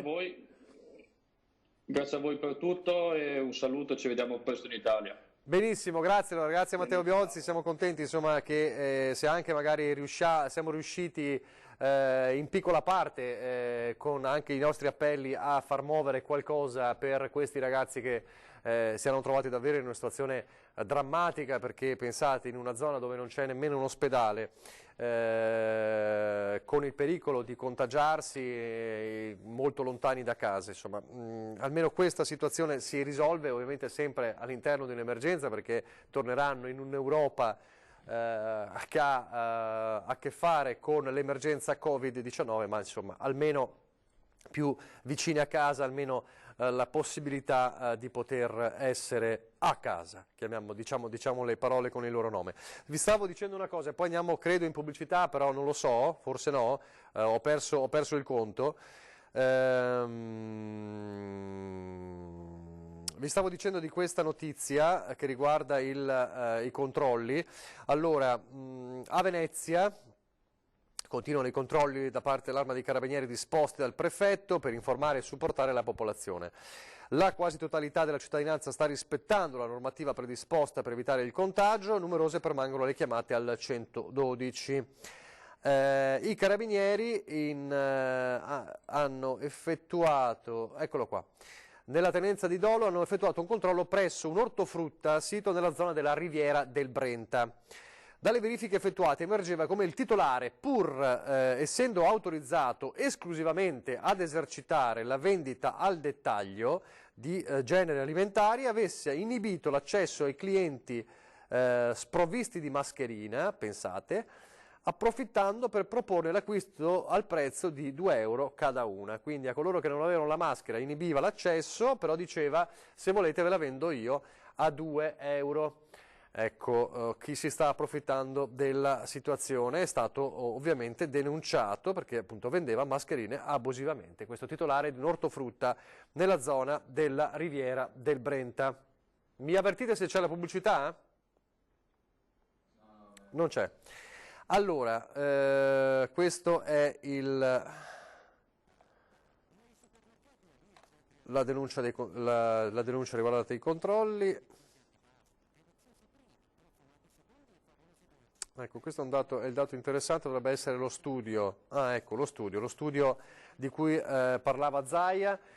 No, eccolo qua. Lo studio di cui parlava Zaia prima. Lo sapete, avete sentito, lo ha ricordato anche Filippo Fois, il censimento, diciamo, con le celle telefoniche per capire lo spostamento dei veneti con un meno 44% di spostamenti, che fa capire come il modello, l'ordinanza regionale ha dato i suoi frutti. Il modello peraltro funziona e i dati lo stanno a dimostrare. Pur nella emergenza assoluta i dati sono comunque preoccupanti, ma sono dati diversi insomma, rispetto anche ad altre realtà. Allora, io farei così, in attesa di collegarci con un rappresentante di Confartigianato Trasporti che ci vuole parlare della difficoltà della categoria e anche in attesa di capire quali saranno le nuove misure, insomma le decisioni dopo il tavolo con i sindacati del Ministero dello Sviluppo Economico. Io farei rivedere, se è possibile, il servizio nel quale mostravamo la distribuzione delle farmacie, delle mascherine in farmacia questa mattina a Padova.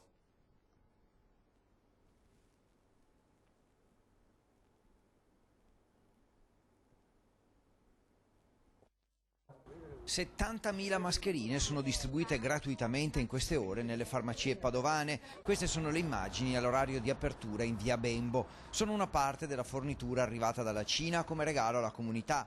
Il sindaco Giordani ha chiesto la collaborazione dei farmacisti per far avere questi dispositivi di protezione ai cittadini. Ogni persona può ritirarne al massimo 2 per evitare forme di accaparramento e Giordani invita chi già ne possiede a rinunciare per favorire chi ne ha più bisogno. Nei giorni scorsi ne erano già state distribuite al personale in prima linea, sanitari e forze dell'ordine, e a queste 70.000 si aggiungono le altre 148.000 prodotte da Grafica Veneta e gestite in città e provincia dalla Protezione Civile.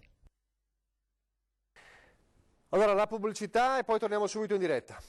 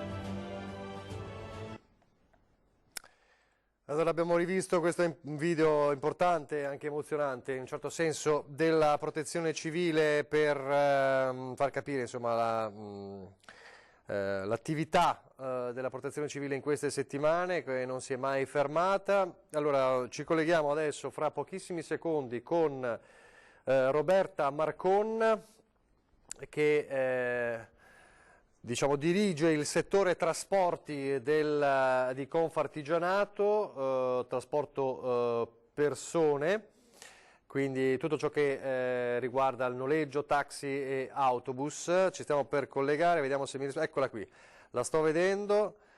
Buongiorno. Buongiorno. Allora, buongiorno. Roberta Marcon, Confartigianato.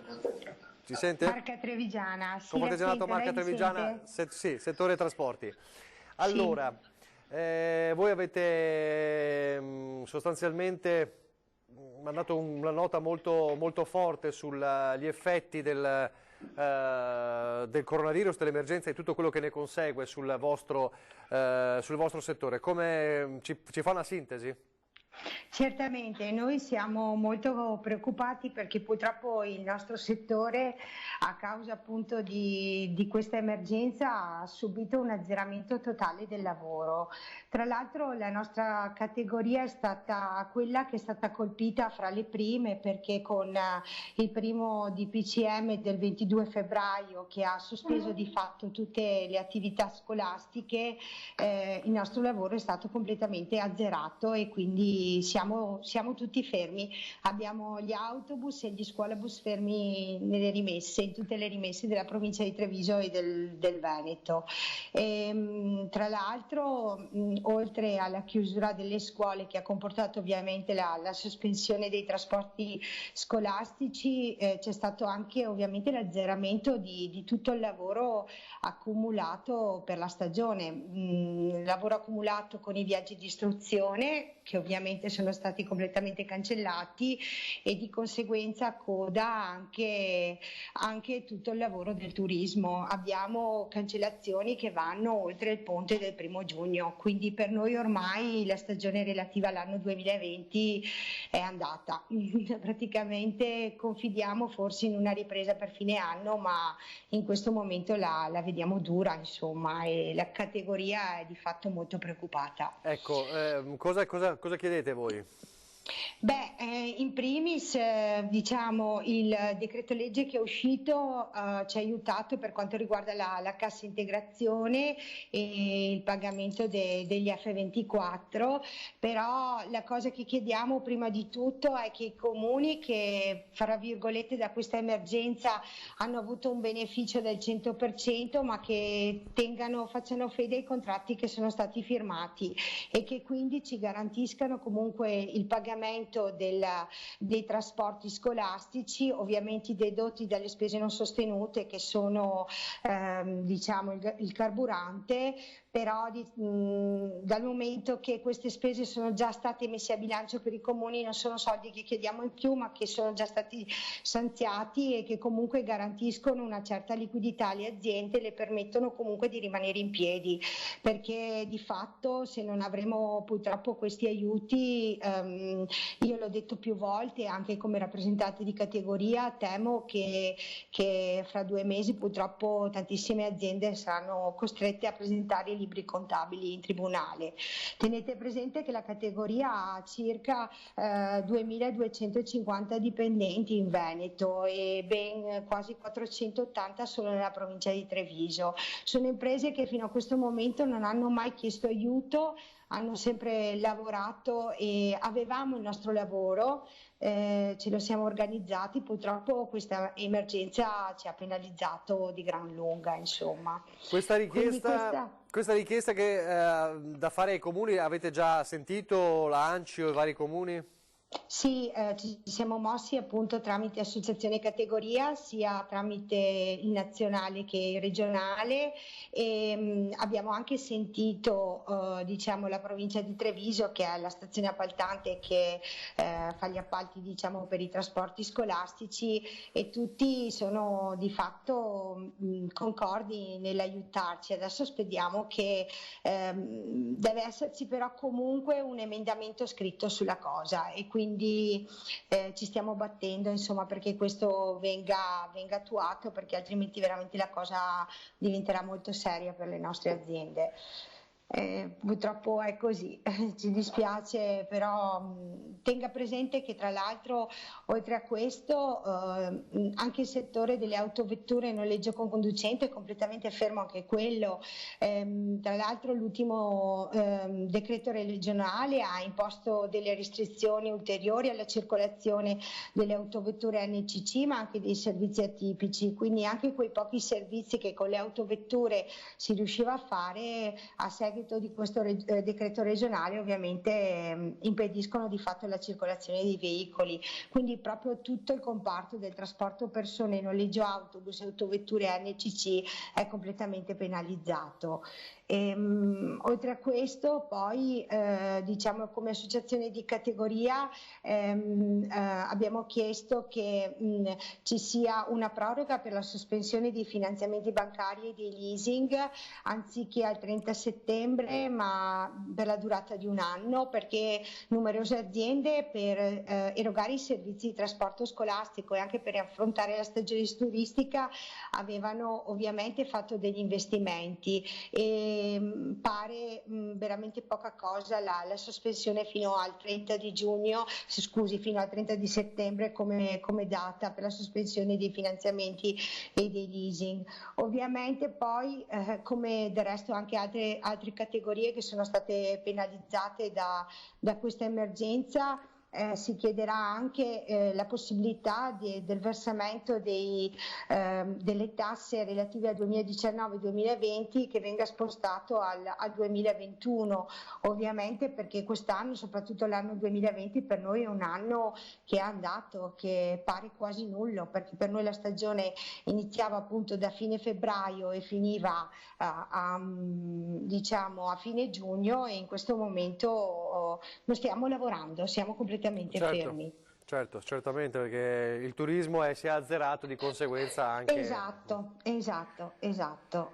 Bene, allora, bene, o meglio, non bene, però purtroppo insomma, no. Ecco, questa è la situazione. Cosa la preoccupa di più in assoluto?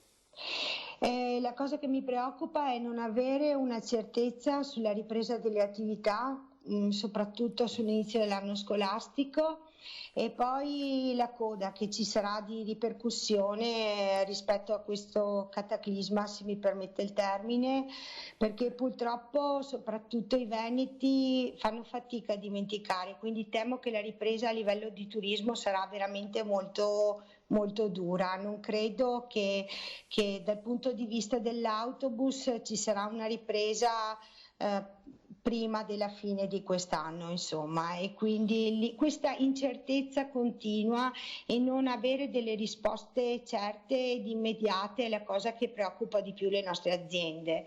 Questo è di fatto, e per noi è anche molto deludente perché come attività di noleggio autobus tutti noi avevamo il nostro lavoro, avevamo le nostre certezze, avevamo fatto degli investimenti ovviamente sulla base del nostro lavoro e pochi di noi avevano fatto dei passi falsi, e quindi questa emergenza è veramente quello che non possiamo considerare come rischio di impresa, insomma.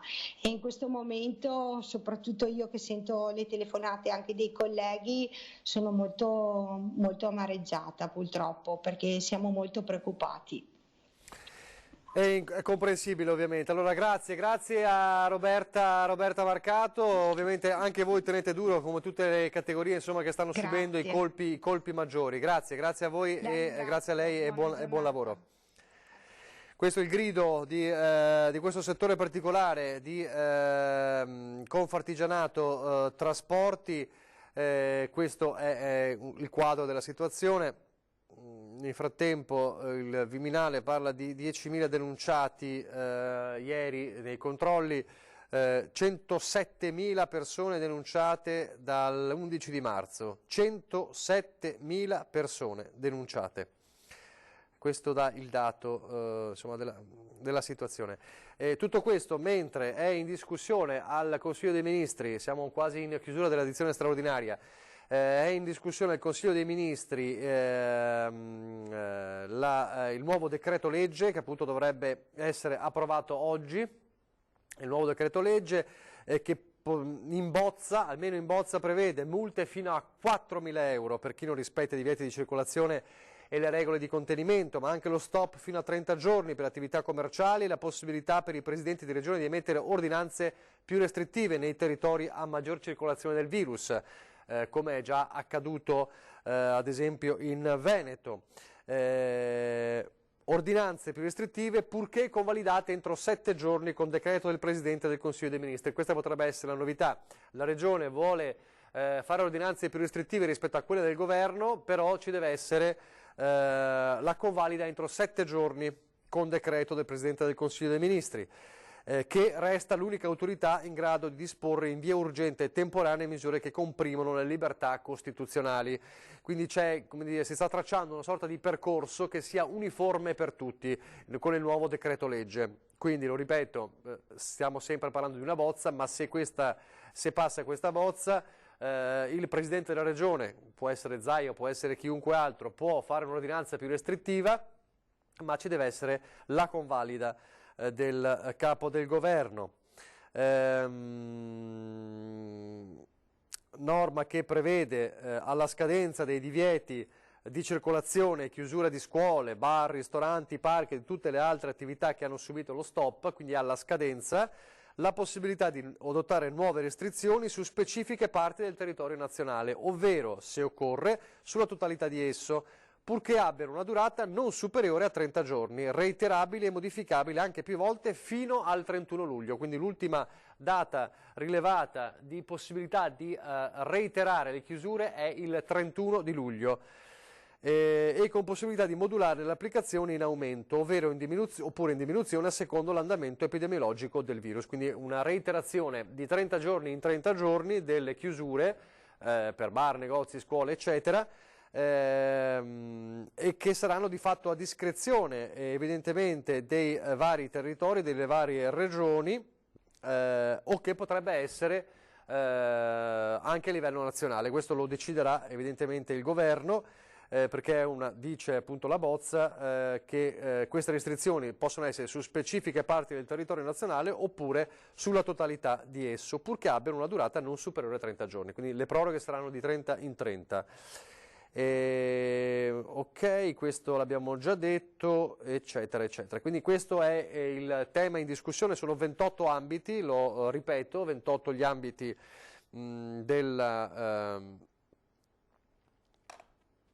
di competenza delle restrizioni in questo, almeno nella bozza che, lo ricordo, è suscettibile di modifiche. Quindi potremmo dirlo con certezza solo quando lo vedremo pubblicato, firmato prima e pubblicato poi dal governo. Quindi per adesso è tutto in sospeso, ovviamente resta quello che si è detto finora, ma dovrà comunque deciderlo il governo a ore, in giornata.